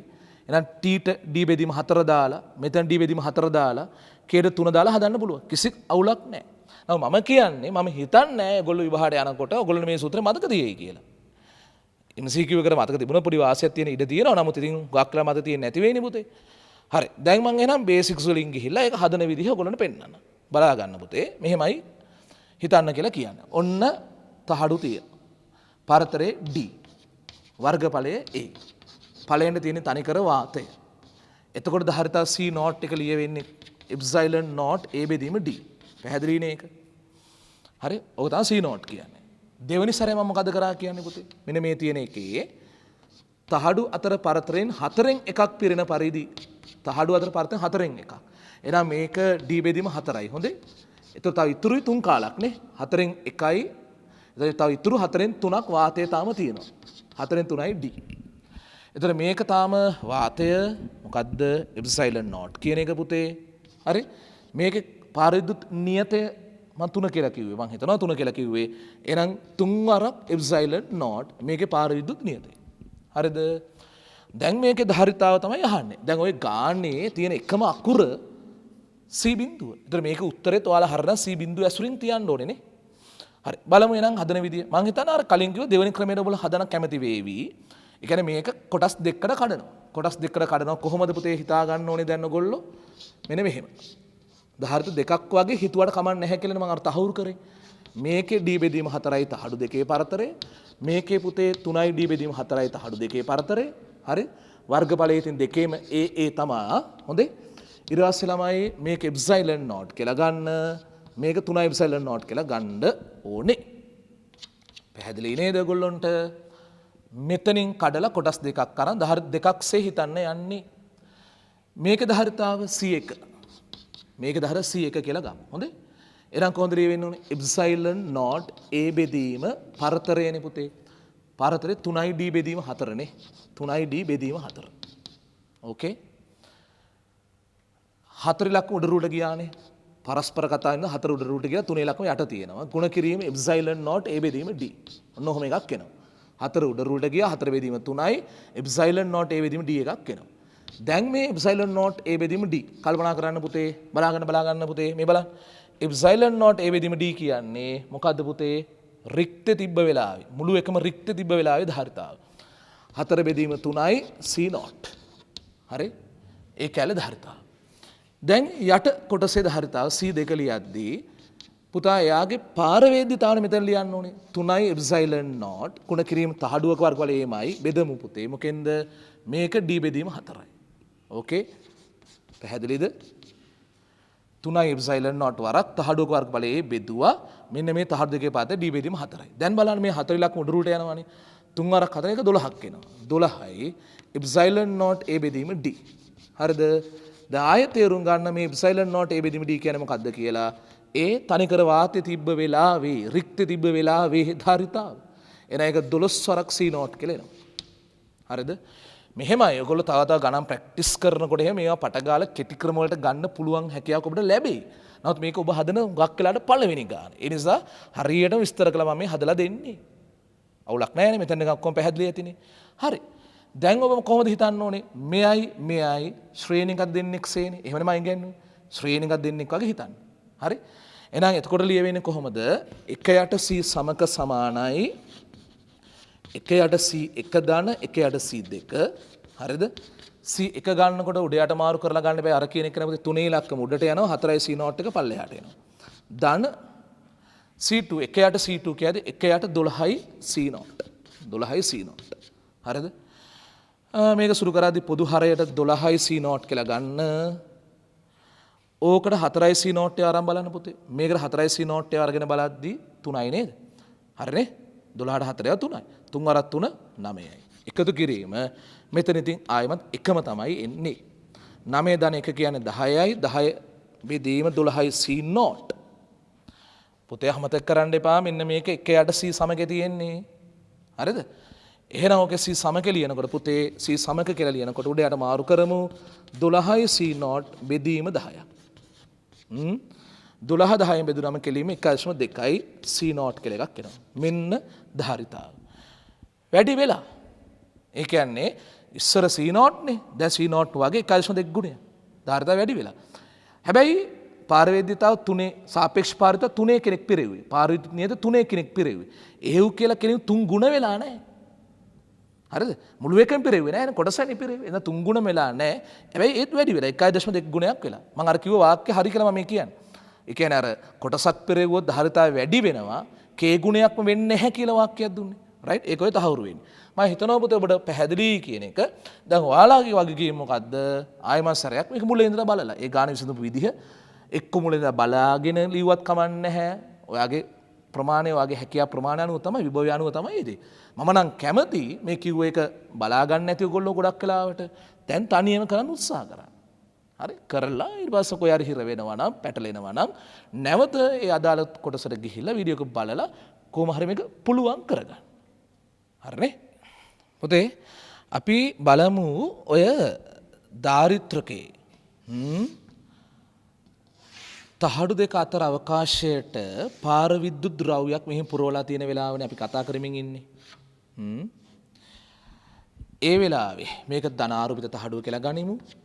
හරිද? මේක ඍණාරූපිත තහඩුව කියලා ගනිමු. දැන් එතකොට පුතේ මේ කෑල්ල තියෙන්නේ ඔය කොටස වාතයේ තියෙන්නේ. හරි? එප්සයිලන් නෝට් කියන එක. මේකේ k එප්සයිලන් නෝට්. මේකේ ආ එප්සයිලන් නෝට්. මෙයාගේ සිග්මා කියලා ගනිමු පෘෂ්ඨිකාර්බන ඝනත්වය. දැන් එතකොට මම මේ කතා කරන්න යන්නේ පුතේ මෙතන සිට මන්න දුර සමග මේ තහඩුවේ සිට මන්න දුර x සමග ශේෂ තීව්‍රතා ප්‍රස්ථාරයෙන් දුත් මොන වගේ වේවිද කියලා. හරි? ඉතින් මෙහෙම නේද? දැන් මේ වගේ එක ශේෂ තීව්‍රතාවල ලියවෙන සූත්‍රය මොකක්ද? ගවුස් ප්‍රමේය කාලෙද ඔප්පු කරන්නේ සිග්මා බෙදීම එප්සයිලන් කියන්නේ සාධාරණව ලියනවා නම්. එතකොට මේ කෑල්ලේ ලියවෙන්නේ සිග්මා බෙදීම එප්සයිලන් නෝට්. මේක සිග්මා බෙදීම k එප්සයිලන් නෝට්. මේක සිග්මා බෙදීම ආයමත් එප්සයිලන් නෝට්. හරිද? එහෙනම් මෙතන සිට මන්න දුර සමග ශේෂ තීව්‍රතාව මෙන්න මෙහෙමයි ප්‍රස්ථාරය එන්න ඕනේ. x සමග e. මේ ටිකේ වාතයේ තියෙන ටිකේ සිග්මා බෙදීම එප්සයිලන් නෝට්. ඕකේ? ඊළඟට පාරවිද්‍යුත් ද්‍රව්‍ය තියෙන කෑල්ලේ සිග්මා බෙදීම k එප්සයිලන් නෝට්. වෙන පාරවිද්‍යුත් ද්‍රව්‍යයකට ගියාම k වලින් බෙදිලා තියෙන්නේ. බෙදුනම ඇත්තටම විද්‍යුත් ක්ෂේත්‍ර තීව්‍රතාව අඩු වෙනවා. මේ පාරවිද්‍යුත් ද්‍රව්‍ය තියෙන කෑල්ලේදී ක්ෂේත්‍ර තීව්‍රතාව අඩු වෙනවා. ඊළඟ නැවත වාතයට ගියාම සුපුරුදු ක්ෂේත්‍ර තීව්‍රතාවට ආයෙම සැරයක් එනවා. සිග්මා බෙදීම එප්සයිලන් නෝට් කියන එකට. හරිද? එතකොට අපි බල රේඛාලිනු පෙන්නුවොත් ස්‍රව රේඛා පෙන්නුවොත් මෙතනින් මෙතන යම් ස්‍රව රේඛා ගන්නකො අඳිනවා කියන්නකො. හරිද? මේක ඇතුළේද අඩු වෙනවා. මොකද මේක ඇතුළේද විද්‍යුත් ක්ෂේත්‍රය අඩුයි. හරිද? දැන් නම් මේ k 2යි කියලා හිතන් වගේ මම මේ ඇඳලා තියෙන්නේ මේකේ ස්‍රව රේඛා 4ක් අඳලා මේක 2යි ඇඳලා තියෙන්නේ. මේකට ආයෙමත් 4 අර සුපුරුදු 4 එන්න ඕනේ. හරි? විද්‍යුත් ක්ෂේත්‍රය ඕන තමයි පෙන්වන්නේ. පැහැදිලි? එතකොට ඔයගොල්ලෝ දැන් මේක අඳ ගන්නකොට හරි ලස්සන අඳින්න ඕනේ. කොහොමද අඳින්න ඕනේ? මේක ඇඳ කියන්නකෝ. ඕක ඇඳලා ඕක කෙලින් පල්ලෙහායෙන් මේ ප්‍රස්ථාරය අඳින්න ඕනේ. හරිද? අඳිනකොට මේකේ ඝනකම තියෙන්නේ. ඒකේ ඝනකමට මේක බැලන්ස් වෙන්න අඳින්න. මේකේ ඝනකමට මේක ගැලපෙන්න අඳින්න. හරි? මේකේ ඝනකමට මේක ගැලපෙන්න අඳින්න. ඒ කියන්නේ මම කිව්වේ එකක් යට එකක් අඳිමු කියලා. හොඳේ?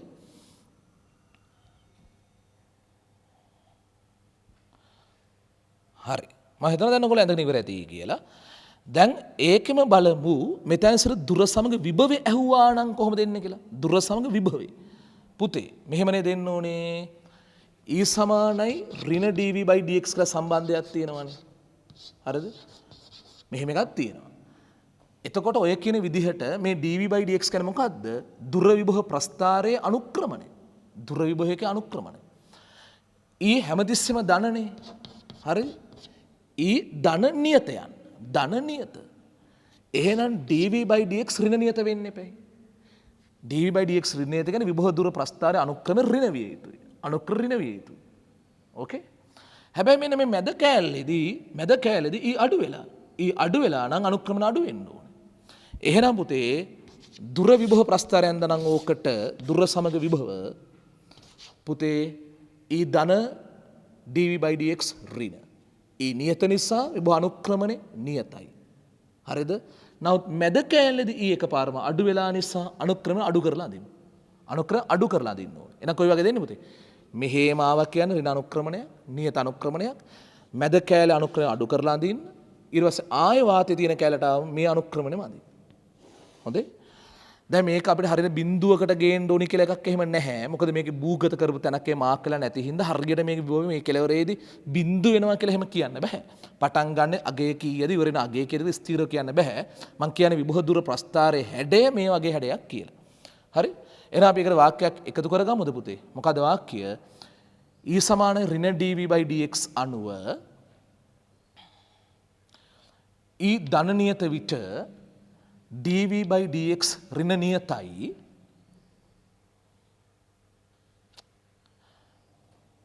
පාර විද්‍යුත් මාධ්‍ය තුලදී E අඩු නිසා dv dx ද අඩුයි. dv dx ද අඩුයි. හරිනේ පුතේ මේ වාතයේ තියෙන හරියවල් දෙකේ පුතේ එකම බෑවුම මේක ඇසි E අඩු හින්දා dv/dx අඩු හින්දා බෑවුම අඩුයි. අනුක්‍රමණය අඩුයි. ප්‍රස්ථාරය කොල්ලෝ දාගන්න. ඉනේ හොඳයි. දැන් තව තියෙනවා පුතේ මේ අද කතන්දරේ ටිකක් දිගයි. දැන් හිතන්න මෙහෙම සිද්ධියක්. එකම ධාරිත්‍රකයේ පාරිදු ද්‍රව්‍ය දෙකක් විතර තියෙනවා. මෙන්න මෙහෙම හිතන්න පුතේ. මේ ධාරිත්‍රකයේ පුතා පාරිදු ද්‍රව්‍ය දෙකක්. ඒ කියන්නේ මේකේ K සාපේක්ෂ පාරිද්‍රතාව K1 මෙයා K2 හරිද? ඒතර මේක මෙහෙම අඳුරු කරගන්නවා මේ පැත්තට මේක අඳුරු කරන අනිත් පැත්තට. මේකේ ඝනකම D1 කියලා හිතමු. මේකේ ඝනකම D2 කියලා හිතමු. හොඳේ? තහඩුවක වර්ගඵලය A. හරිද? හිතන්න පුතේ අපෙන් අහනවා මේකේ ධාරිතාව කීයද කියලා. පුතා මේ දැන් අර දෙවෙනි වෙලේ අර මම ධාරිතාව ප්‍රකාශන ක්‍රම දෙක කර අරන් පෙන්නුවාම දෙවෙනි ක්‍රමේ ලේසි වගේ හැංගුණානේ. නිසා ඒක සාධාරණ අර උත්තර වෙනවා කියලා මම තේරුම් කරලා පෙන්නුවානේ. මම ඒ ක්‍රමයට කරන්න කියලා හිතුවේ. මොකද ඒ ක්‍රමය කියන්නේ මේක දෙකට කඩනවා. ධාරිත දෙකක් ලෙසින් හිතනවා. හරිද? ධාරිත දෙකක් ලෙසින් හිතනකොට පුතේ මේකේ තියෙන්නේ K1 සාපේක්ෂ පාරවේද්‍යතා K1 වන මාධ්‍ය මේකේ තියෙන්නේ K2 කියන මාධ්‍ය. හරිද? කමන්නේ. හරි? ඊට පස්සේ ළමයි මේක thickness එකට මම අරන් තිබ්බේ D1 මේක D2 වර්ගඵලය Aමයි. හොඳේ? දැන් මේකේ ධාරිතාව ලියනවා. C1 කියන්නේ මොකද්ද? K1 epsilon naught A බෙදීම D1. මෙයාගේ කොහොමද ලියන්නේ? C2 සමානයි K2 epsilon naught වර්ගඵලයේ තහඩුවල එකම තමයි බෙදීම පරතරය හැබැයි D1 නෙමෙයි D2. වෙනස් වෙලා තියෙන පුතේ සාපේක්ෂ පාරවේද්‍යතාව නැත්නම් පාරවිද්‍යුත් නියතයයි පරතරයයි. දැන් ඕක ගන්න වෙන කොහොමද සමාන්තරගත නෙමෙයි ශ්‍රේණිගත කියලානේ පුතේ. ශ්‍රේණිගතයි නම් 1යට C සමග කියන එකෙන් දාන්න වෙන්නේ නේද?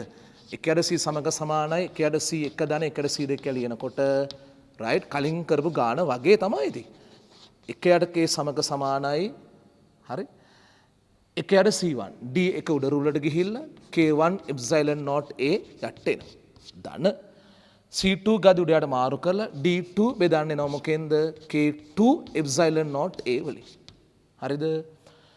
දැන් ඕන පොදු සාධක එළියෙන් අරන් තියෙනවා 1යට epsilon naught A පොදු සාධක. පැහැදිලි මෙයා පොදු සාධක. මේක ඉතුරුයි නේ. D1 බෙදීම K1 කියලා කැලලක් ඉතුරුයි. D2 බෙදීම K2 කියලා කැලලක් ඉතුරුයි. හරි? දැන් එතකොට උඩයට මාරු කරොත් සමක C සමානයි කියලා එනවා පුතේ. උඩයට මාරු කරන්න ඕනේ නේද?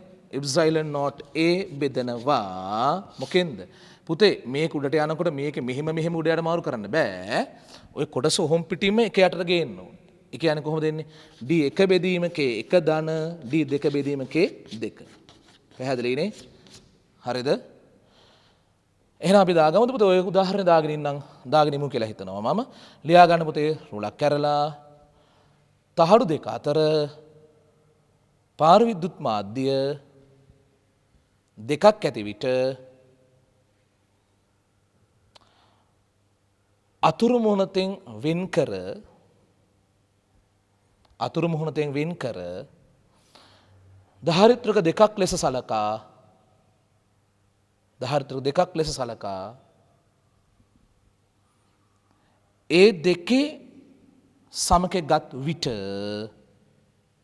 ඒ දෙකේ සමක ධාරිතාව ගත් විට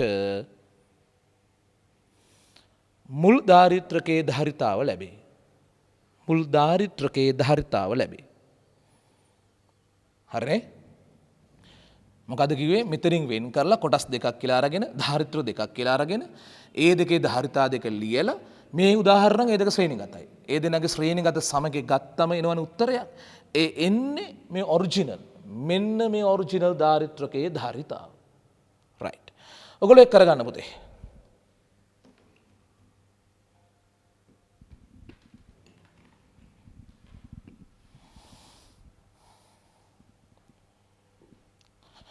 හරි. දැන් ඒක අනිවාර්ය ඔයගොල්ලෝ ලියලා ඉවරයි ඇතිනේ. ඊට පස්සේ බලමු මෙහෙම තිබුණොත් එහෙම ওই උදාහරණය වෙනස් කරලා පොඩ්ඩක් හිතමුකෝ අපි. කොහොමද? තහඩු දෙක මෙහෙම තියෙනවා. හරිද? පුතේ මෙතනින් තමයි වෙන්න වෙන්නේ මාධ්‍ය දෙක. මේක K1 මාධ්‍ය හරිද? K2 මාධ්‍ය මේ පැත්තට වර්ගඵලයේ 1 මේ පැත්තට වර්ගඵලයේ 2 පරතරයේ D. right? දැන් මම කියන්න කලින් පුතාලා දුලට හිතෙන්න ඕනේ. මොකද වෙන්නේ? මෙතනින් වෙන් කරනවා. හරි? කොටස් දෙකකට. මෙන්න මෙහෙම වෙන් කරගන්නවා. හරි? එතකොට දෙකේම තහඩු පරතරයේ සිම්පල් D එකමයි. මේකේ වර්ගඵලයේ A1 මේකේ වර්ගඵලයේ A2 මේකේ තියෙන K1 කියන මාධ්‍ය පාර විද්‍යුත් නියත K1 මේකේ තියෙන K2 කියන මාධ්‍ය පුතේ මෙතනින් වෙන් කරානේ. ඔහොම වෙන් කරාට පස්සේ පුතේ ඉතින් මේ තහඩු දෙක ඇත්තට සම්බන්ධයනේ. එක තහඩුවන ඕක තිබ්බේ ඕක මෙහෙම සම්බන්ධ කළා නේද? හරි. හරිද? පැහැදිලිද? දැන් ඉතින් මම හිතන ගොඩක් අය හිතලා ඇති කොහොමද කරන්න ඕනේ මේ කැලේ ධාරිතාව මම මෙතන ලියන්නම් පුතේ C1 K1 epsilon naught A බෙදීම A1 බෙදීම D අනක C2 සමානයි මොකද්ද පුතේ K2 epsilon naught වර්ගඵලයේ A2 බෙදීම D ඕකේ මේ K වෙනස් පුතා වර්ගඵල දෙක වෙනස් හරි පරතරය එකමයි තහඩු අතර පරතරය එකමයි D දැන් මේ දෙක මොන වගේද ගණන් ගන්න සිද්ධ වෙන්නේ අනිවාර්යෙන් මේ දෙන්න ගණ්ඩ වෙන්නේ සමාන්තරගතයි කියලා අනෙක මම එදත් කිව්වා ෆිසික්ස් මාර සාධාරණ සබ්ජෙක්ට් එකක් රටාවල් එහෙම තියෙනවා දැන් අරකේ පුතේ ශ්‍රේණිගත වුණානේ කලින් උදාහරණයේදී ඒ වගේ මේක දෙන්න සමාන්තරගත වෙනවා එතකොට සමාන්තරගතයි නම් සමග හොන ඉතාම ලේසි සමකය කොහොමද ගන්න පුතේ නිකම්ම ධාරිතා දෙක එකතු කරලා හරි මේ දෙක එකතු කරලා තියන්න අතනින් දැන් ඔයාලා ඉතින් සාමාන්‍ය ප්‍රගුණ කරලා හොඳට දැන යමක් කරගන්න පුළුවන්කම නිසා ඇති නිසා මම මේ දෙක එකතු කරලා ලියනකොට පොදු සාධක එළියෙන් තියලම ලියන්න ඔයාට ඕන නම් වෙන වෙනම ලියලා පස්සේ පොදු සාධක එළියට ගන්න හරි මේ epsilon naught බෙදීම D පොදුයිනේ පුතේ මේ බලන්න මේක පොදු සාධකයක් වෙනවා මේක ඉතුරු වෙන්නේ මොකද්ද K1 A1 ධන ඊළඟ එකේ මොකක්ද එන්නේ K2 A2 හරි ඒක අරකට ගොඩාක්ම ලේසියිනේ රූපය ඇඳගත්තා මෙතනින් බෙදලා දෙපැත්තට කරලා ඇඳා පුතේ ඊට පස්සේ දෙනා මෙහෙම කනෙක්ට් කරලා අඳිනවා මේ දෙපැත්ත මෙහෙන් කනෙක්ට් කරනවා මොකද ඇත්තට මේක එක තහඩුවක් මේක එක තහඩුවක් හරිද මේ කොටසේ ධාරිතාව මේ ලිව්වේ මේ පාට් එකේ මේ ධාරිත්‍රකයේ ධාරිතාව ඔය ලිව්වේ දෙන්න සමාන්තරගතයි කියලා ඔබ අඳුර ගන්න ඕනේ ඕන එක ලියන්න ඕනේ තමුන්ට අවශ්‍ය නම් නෝට් එක දාගන්න සමාන්තරගත ලෙස හැසිරෙන නිසා වගේ කියලා හරි සමගය ගන්නවා නිකම්ම එකතු කරලා මම නම් කරේ පුතේ අර දෙක ගෙනලා මෙතනින් තියනකොට පොදු සාධක එළියෙන් අරම්ම තියලා තියෙනවා හරිද එහෙනම් ඔයගොල්ලෝ පුතේ ඒක කරගෙන ඉන්න හිමින් සැරේ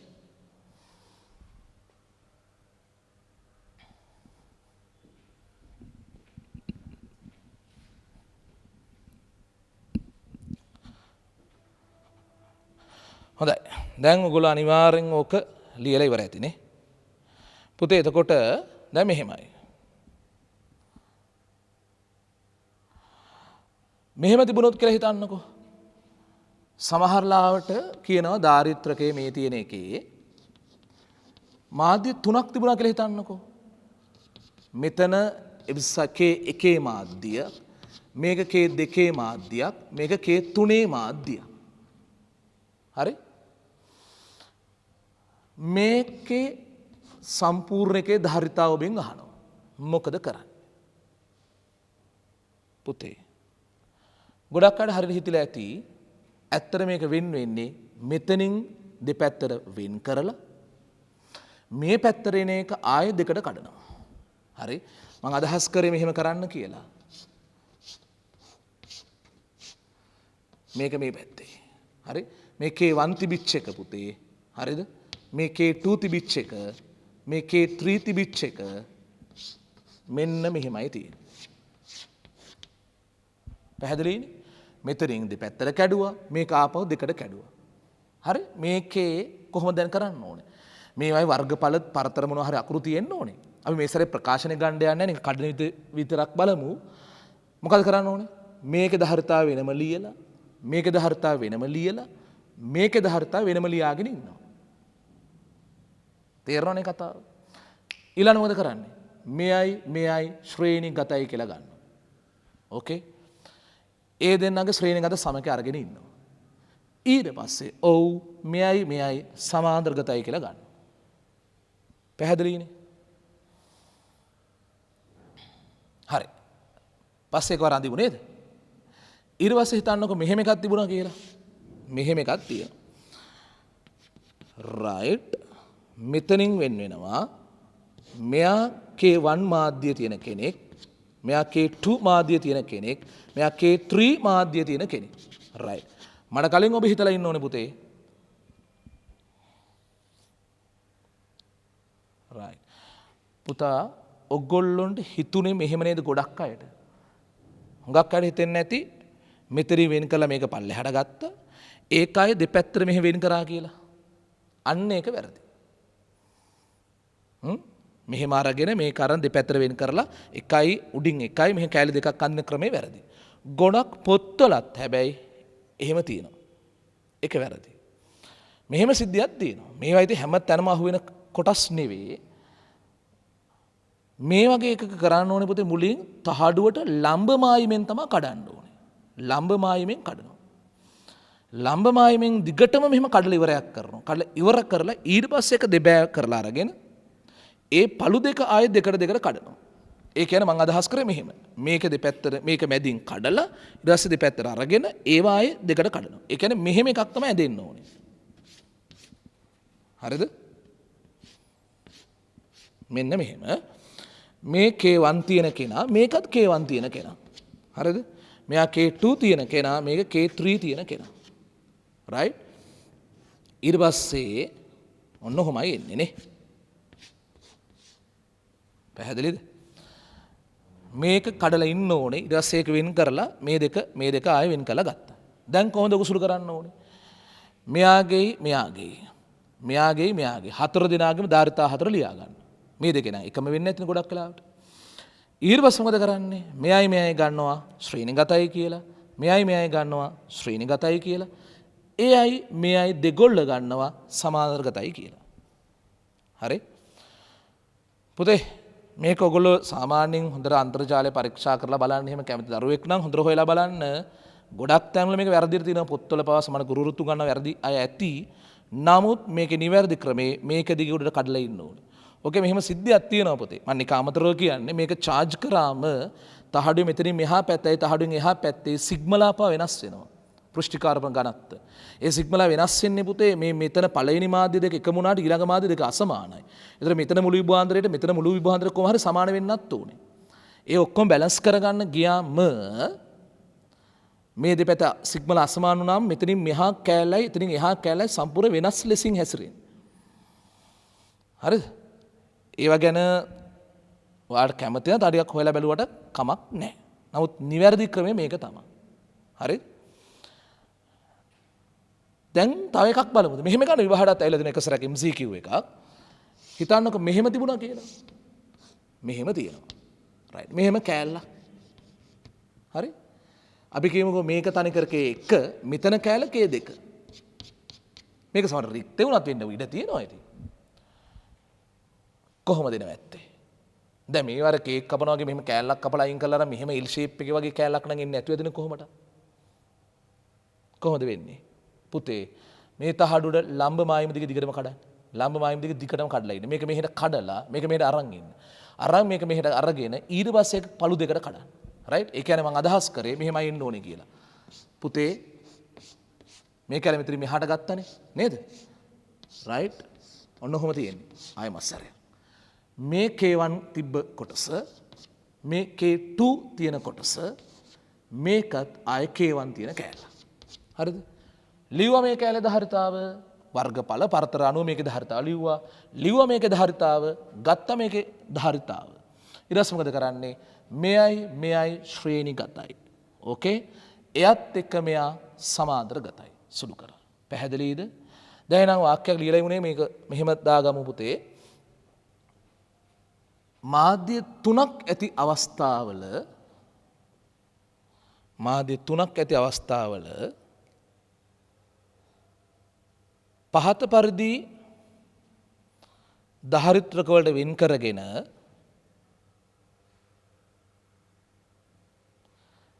ඒවායේ ධාරිතා ලියාගෙන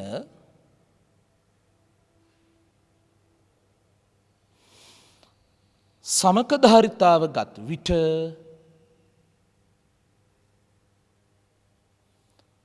මුල් ධාරිත්‍රකයේ ධාරිතාව ලැබේ. මුල් ධාරිත්‍රකයේ ධාරිතාව ලැබේ. පුතේ ධාරිතා ප්‍රකාශන ගන්න යන්නේ මම ඒක කඩා ගන්න විදිහ විතරයි මේ ඇඳලා පෙන්නන්නේ. මේක කොහොමද කැඩුවේ? ඒක උදාහරණයක්. මේක පළවෙනි උදාහරණ මේක මෙහෙම ඇඳලා පෙන්නනවා. මේ කියන එක මේකනේ මම දන්නවා මේක ආందోලනාත්මක එකක් වෙනවා පුතේ. ගොඩක් අය දන්නේ නැති කාරණාවක්. නමුත් මේක තමයි හරි එක. මේක කඩන විදිහ ඇඳලා පෙන්නනවා. හරිද? ඊළඟට තුන්වෙනියට මේක. ඇත්තට මේක මාදි තුනක් නැහැ දෙකයි තියෙන්නේ. හැබැයි තුනක් තිබ්බ වගේ වැඩක් තමයි අnder මේක වගේ ගොඩක් දුරට මේකත්. අන්තිමට වෙලා තියෙන්නේ එහෙමයි නේද? රයිට්? පුතේ ඔයගොල්ලෝ එකින් එක හිමින් සැරේ ඇඳලා තියාගන්න. රයිට්.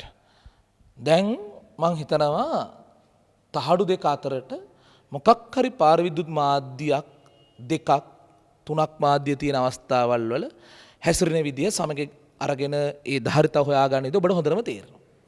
දැන්ම තව මානයකට ඔබ තව පැත්තකට ඔයගොල්ලෝ අරගෙන යනවා. හිතන්න මෙහෙම සිද්ධියක්. සමාන්තර තහඩු ධාරිත්‍රකයක් තිබුණා. පරතරයේ D. හරිද? තිබුණේ තනිකර රික්තේ නැත්නම් වාතය.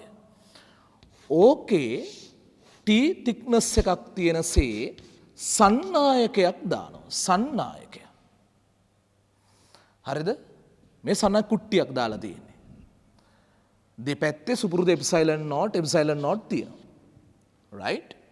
මම ඔබෙන් අහන්නේ මුලින් ධාරිතාවට මොනවා වෙනව ඇද්ද කියලා. හරි? දැන් පැහැදිලිවම වාතය තියෙන එකට වෙන මොකක් හරි පාර විද්‍යුත් ද්‍රව්‍යයක් ඇතුළු කරාම අනිවාර්යෙන් ධාරිතාව වැඩි වෙනවා කියලා දැන් තහවුරුයිනේ. නෑ. දැන් සන්නායක කුට්ටියක් දාන්නේ මේ විදිහට. මොකද වෙනව ඇත්තේ? දැන් කඩේ සාමාන්‍ය මෙහෙම හිතනා ඉන්නව ඇතිනේ. ආස වාතය තියෙන එකට පාර විද්‍යුත් ද්‍රව්‍යයක් දැම්මොත් ධාරිතාව වැඩි වෙනවනේ. සාමාන්‍ය ඔක කොහොමද තියෙන ඕනේ පාර විද්‍යුත් ද්‍රව්‍යයක්නේ. සන්නායකයක් දැම්මම එහෙනම් ඒක අනිත් පැත්ත. පාර විද්‍යුත් ද්‍රව්‍යයක් දැම්මම ධාරිතාව වැඩි වෙනවා නම් සන්නායකයක් දැම්මම අඩු වෙනවා ඇති කියන. වැරදි. සන්නායකයක් දැම්මත් පුතේ ධාරිතාව වැඩි තමයි වෙන්නේ. ඒක මෙහෙම තේරුම් ගන්න. දැන් ඇත්තට ඔබ හිතනවානේ මේ සන්නායකය කොතනින් දැම්මත් අවුලක් නැතුව ඇති කියලා. හරි? සන්නායක කුට්ටිය කොතනින් දැම්මත් අවුලක් නැහැ. ඒ කියන්නේ මෙතනින් දැම්මත් එකයි උඩින් දැම්මත් එකයි මෙහෙන් දැම්මත් එකයි. හරි එහෙනම් මේ තියෙන එක මෙහෙම මෙතන පාත් කරන්න. මේක මෙහෙම පාත් කරාම මේ සන්නායක තහඩුවේ මේ සන්නායක කුට්ටිය වදිනවා. ඒතර හරියට නිකන් දැන් සන්නායක තහඩුව මෙච්චර ඝනකම් වගේනේ. මේක මෙතනට ගෙනලා ගෑවුවම සන්නායක කුට්ටිය තහඩුවේ ගෑවුනම නිකන් තහඩුව මෙච්චර ඝනකම් කරා වගේ. ඒක උඩ තහඩුව මේක යට තහඩුව මේ කෑල්ල. එතනින් එහා ඉතුරු ඉඩ තියෙනවා D අඩු කිරීම T. මේක මෙහෙට ගත්ත ඉතුරු D ඍණ T. දැන් තියෙන්නේ පරතරය D නෙවෙයි D ඍණ T වූ ධාරිත්‍රකය. මේක දාන්න කලින් පරතරයේ D මේක මෙතනින් දාලා හිතන්න. දැන් මෙතනින් මේ ටික තමයි ධාරිත්‍රකය වගේ කෑල්ල. දැන් ධාරිත්‍රකයේ තහඩු පරතරය D ඍණ T තහඩු පරතරය අඩු වෙනවා. අඩු වුණාම ධාරිතාව වැඩි වෙනවා.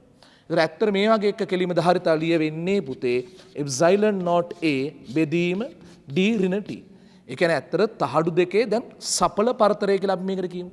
සපල පරතරය අඩුවීම හේතුවෙන් ධාරිතාව වැඩි වුණා කියලා කතා කරමු. එහෙනම් ඒකත් විශේෂ කරුණක් වශයෙන් දාගමු නේද? තරුවක් දාලා සන්නායක තහඩු දෙක අතර මැදට පරතරයෙන් කොටසක් පිරෙනසේ පරතරයෙන් කොටසක් පිරෙනසේ සන්නායක කුට්ටියක් ඇතුල් කළ හෝ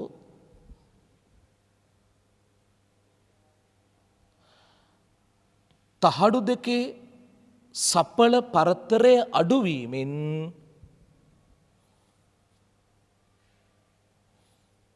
ධාරිතාව වැඩි වේ. ඕකේ?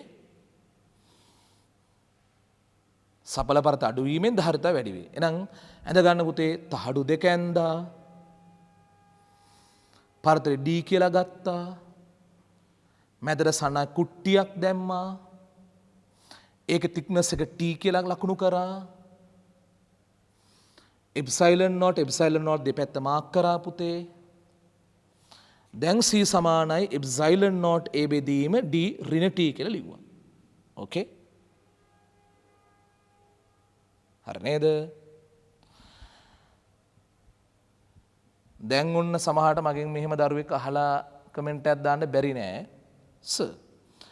එහෙමනම් එතකොට මුළු එකම පිරෙව්වොත් මුළු එකම සන්නාය කුට්ටියකින් පිරෙව්වොත් සර් කියන විදිහට එතකොට T ට D කියලා දැම්මම මේ මුළු එකම පිරෙන සන්නාය කුට්ටිය දානවා. T ට D කියලා දැම්මම D අඩු කිරීම D බිඳුව වෙනවනේ. හරේ බිඳුව වෙනවම උත්තරේ අනන්තයට යනවනේ. අනන්ත ධාරිතාවයෙන් ධාරිත්‍රකයක් හැදෙනවද කියලා. අනේ එතන නම් එහෙම නෑ. ඒ කියන්නේ එතකොට ඇත්තට ඒක ධාරිත්‍රකයක් නෙවෙයිනේ පුතේ. සන්නායක තහඩු දෙක තනිකර සන්නායක කුට්ටියකින් වහලා දැම්මම පිරෙව්වම මේක ඒක තනිකර සන්නායක කුට්ටිය. ඕක කෝෂයකට ගහලා charge කරන්නේ charge වෙන්නේ නැහැ. ඒක සන්නායක තනිකරම ඒක හරහා දිගින් දිගට ධාරාව යනවා මිසක් ධාරිත්‍රකයක් වගේ ඒක හැසිරෙන්නේ නැහැ. තහඩු වල ආරෝපණ ගබඩා වීමක් වෙන්නේ නැහැ. ඒ නිසා එහෙම එකක් නම් හිතන්න නම් එපා කරුණා කරලා. හරි. දැන් එතකොට දැන් මේකෙත් අපි බලමු නිකන් මේ තහඩුවයි අතර විද්‍යුත් ක්ෂේත්‍රය කොහොමද වෙනස් වෙන්නේ වගේ එකක්. හරි මං පුතේ මේක මේ පැත්තට ඇඳ ගන්නද පුතේ? හරි. ඔහොම තහඩු දෙක මේ පැත්තට හරවලා ඇඳ සන්නාය කුට්ටිය ඔහොම ඇඳගත්තා. හරිද? ඊළඟට නිකන් හිතන්න මේ තහඩුව තමයි ධන ලෙසින් charge වෙච්ච තහඩුව. මේ පැත්ත ඍණ ලෙසින් charge වෙලා තියෙන එක. දැන් මේකේ අස්සට මේ සන්නායකේ දැම්මම මොකද වෙන්නේ? සන්නායකවල තියෙන ඍණ සන්නායකවල තියෙන නිදහස් ඉලෙක්ට්‍රෝන. හරි? නිදහස් ඉලෙක්ට්‍රෝන ටික මෙහෙට ඇදිලා එනවා. මේ පැත්තට ඇදිලා ඇවිල්ලා මේ පැත්තේ ඍණ ආරෝපණයක් ප්‍රේරණය වෙනවා. මේ ධන නිසාවෙන් ඉලෙක්ට්‍රෝන ඍණ ඉලෙක්ට්‍රෝන මේ පැත්තට ඇදිලා ඇවිල්ලා මේ පැත්තට එමින් ඍණ ප්‍රේරණය වෙනවා. ඒ පැත්ත ඍණ ප්‍රේරණය වෙද්දී එහා පැත්ත ධන ලෙසින් ප්‍රේරණය වෙනවා. ඉලෙක්ට්‍රෝන මෙහෙට ඇවිල්ලා මේ පැත්ත ඍණ ප්‍රේරණය. එතකොට මේ පැත්ත ඉබේම ධන ප්‍රේරණය වෙනවා. මේවා ප්‍රේරිත කියලා නම් කරගන්න පුළුවන්. ප්‍රේරිත ආරෝපණ කියලා. පුතේ තාම මේ කුට්ටිය උදාසීනයි. උදාසීන සන්නාය කුට්ටියනේ මේ දාන්නේ. ඒ තාම උදාසීන. දෙපැත්ත ඍණ ධන තියෙනවානේ. ඉතින් සමසමනේ තියෙන්නේ. මේක ඉලෙක්ට්‍රෝන ටික මෙහෙට ආවම යම් ඍණ ආරෝපණයක් ලැබෙනවා. ඊට සමාන ධන ආරෝපණයක් මේ පැත්තට ලැබෙනවා. තේරුණා? ඒ නිසා මේක තාමත් පුතේ උදාසීනව තියෙන්නේ. දැන් එතකොට ඕකේ බල රේඛ අපි ඇඳගෙන ඉන්නවා නම් ධනේශ ඍණට නාදින්න ඕනේ. ධනේශට ඍණට. ධනේශට ඍණට. ධනේශට ඍණට. ධනේශට ඍණට. ධනේශට ඍණට. ඍණෙන් ඉවර වෙනවා ඒවා. දැන් සන්නායක හරහා යන්නේ නැහනේ. ස්ථිති විදුත් තත්ත්වයටදී සන්නායක හරහා බර රේඛ අදින්නේ නැහනේ. ඊළඟ මේ ධනේශට අලුතින් අදිනවා. ධනේශට ඍණට. ධනේශට ඍණට ඔන්න ඔය ආකාරයෙන් අදිනවා. මෙන්න මේ විදිහට. පැහැදිලි? එහෙම ඇන්දාම පුතේ මේක ඊ බිඳුවයි සන්නායක කුට්ටිය 80 කෙනෙක් නැහැ. මේකේ අර සුපුරුදු සිග්මා වේදී එප්සයිලන් නෝට් එක මේ පැත්තේ සිග්මා වේදී එප්සයිලන් නෝට් එක සුපුරුදු එක තියෙන්නේ. හරිද? දැන් එතකොට මේ පැත්තලා මන්න දුර x එක අදිනවා කියලා තන ඊගේ ප්‍රස්ථාරය. right? පුතේ මෙහෙමනේ දෙන්න ඕනේ. x එක ඊගේ ප්‍රස්ථාරය. හරිද? කොහොමද වෙන්නේ? මෙන්න මෙහෙම ඇවිල්ලා සන්නායකේ අස්සට ආවම පුතේ බිඳුවයි. හරි? ඊට පස්සේ ආය අර සුපුරුදු නියතය තියෙන වාතය තුලට ආවට පස්සේ මොකක්ද මේ නියතය? සිග්මා බෙදීම එප්සයිලන් නෝට් කියන නියතය. පැහැදිලි නේද? හරිද? ඔයගොල්ලෝ මේක දැන් අදින වෙලාවට කොහොමද අදින්නේ පුතේ? මේක ඇඳා ඔක යටින් ඒකට බැලන්ස් වෙන්න මේක අදින්න ඕනේ. ඒ කියන්නේ මේ ඝනකමට මේක ගැලපෙනවා. මේකට මේක ගැලපෙන්න තියෙන්න ඕනේ. තේරුණා? මේකට මේක ගැලපෙන්න තියෙන්න ඕනේ. හරිද?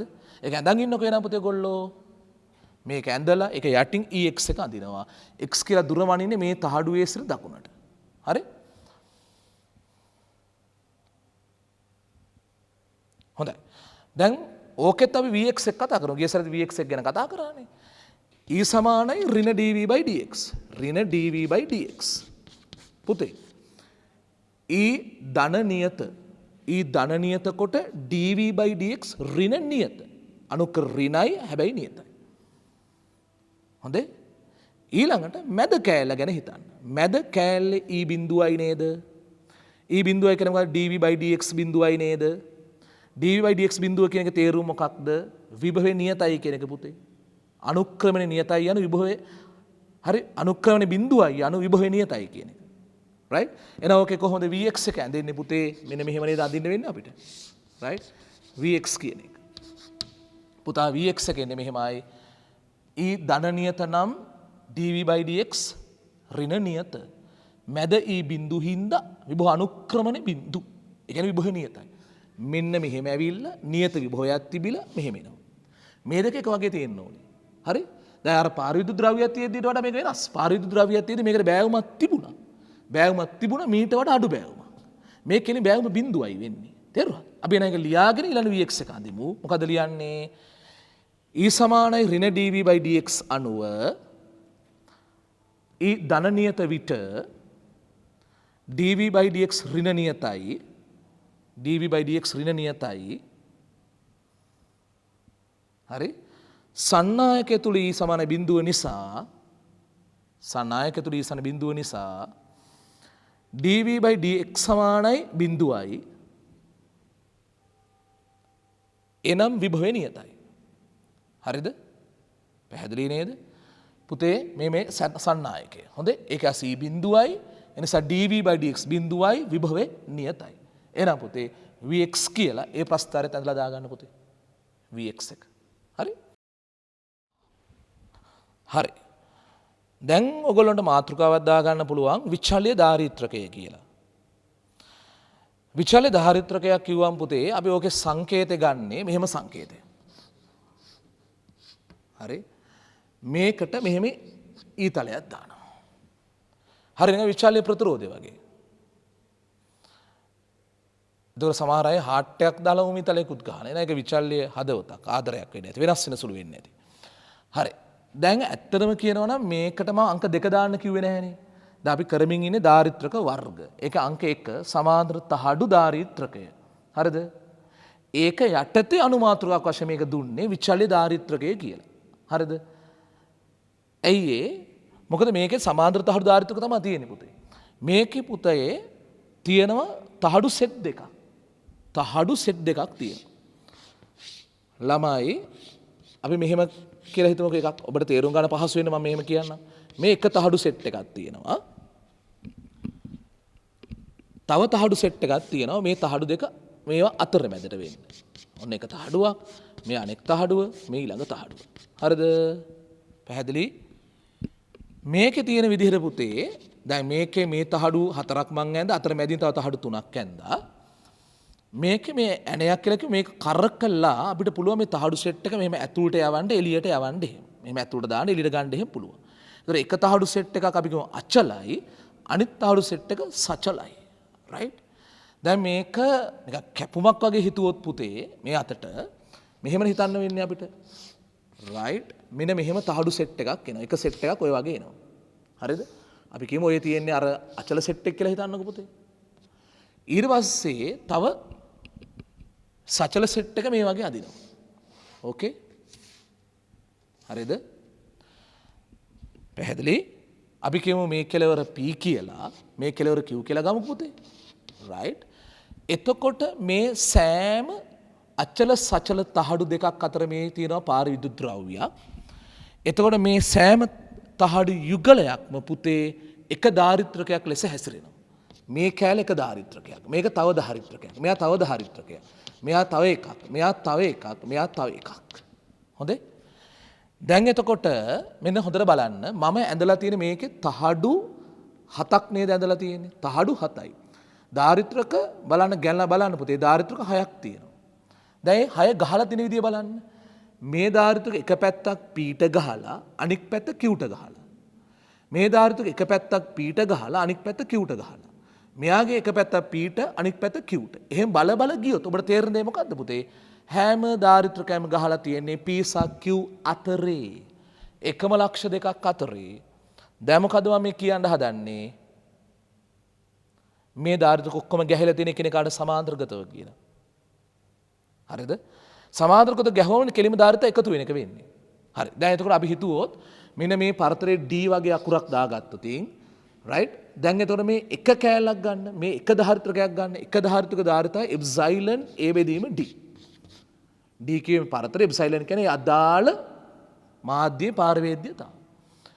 එතකොට මෙතන තහඩු 7ක් තියෙද්දි ධාරිත්‍රක 6ක් නේ තිබුණේ සමාන්තරගතව. පොදුවේ කියමු මේ වගේ තහඩු n ගණනක් තියෙනවා කියලා. තහඩු n ගණනක් තිබුණොත් ධාරිත්‍රක තියෙන්නේ n ඍණ 1යි. හරිද? ඒ n ඍණ 1 ඒ ඔක්කොම තියෙන්නේ p හා q අතරට ගහලා ඒ ඔක්කොම සමාන්තරගතයි. ඒතර ඒකේ සමකේ ගද්දී එකතුනේ වෙන්නේ. එකම වගේ අය නිසා පුතේ එකතු කර කර ඉන්නවට වඩා කෙලිම n ඍණ එකෙන් ගුණ කරලා ගන්න එක ලේසි නේද?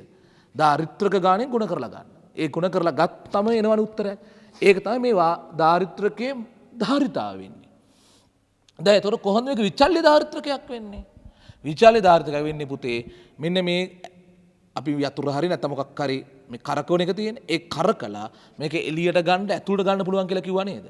අන්න එහෙම එළියට ඇතුළට ගද්දී මොකද්ද වෙන්නේ පුතේ? මේ අචල සහ සචල තහඩු දෙකක් අතිච්ඡාදනයන වර්ගඵලය පොදුවන වර්ගඵලය ඒ තමයි වෙනස් වෙන්නේ පුතේ. මේක ඇතුළට ගත්තොත් ඒ උපරිමයට එනවා. මෙහාට ගද්දි ඒ අඩු වෙනවා.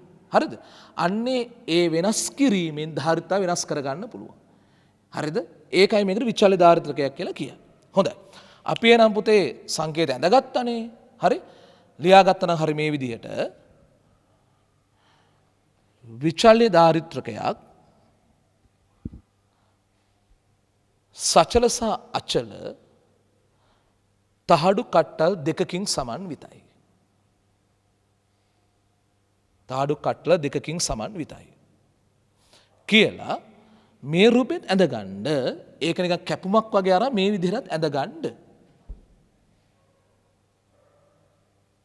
හරි? ඊට පස්සේ ලියන්න මෙහෙම වාක්‍යයක්. ඇඳලා ඉවරලා ලියන්න මෙහෙම. අනුයාත සචල සහ අචල තහඩු යුගල්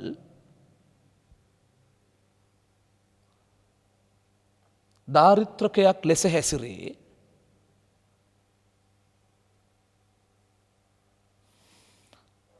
තහඩු n ගණනක් ඇත්නම්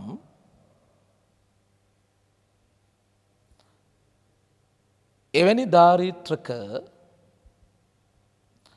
n ඍණ එකක් ඇත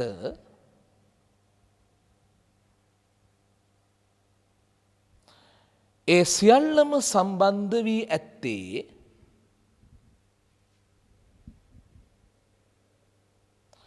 P හා Q අතරට නිසා ඒවා සමාන්තරගත ධාරිත්‍රක පද්ධතියක් වේ. සමාන්තරගත ධාරිත්‍රක පද්ධතියක් වේ. right. එනම් ලියන C සමානයි n ඍණ එකයි එප්සයිලන් a බෙදීම d. n ඍණ එක එප්සයිලන් a බෙදීම d. ඕකේ? එකක ධාරිතාව අරන් ධාරිත්‍රක ගාණෙන් ගුණ කරලා තියෙනවා. දැන් ලියන්න පුතේ මෙහෙම. සචල තහඩු කැරකෙවීමෙන්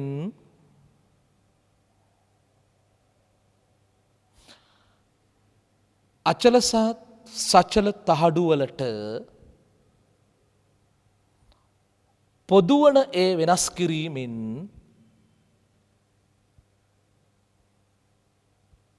C වෙනස් කර ගනු ලැබේ.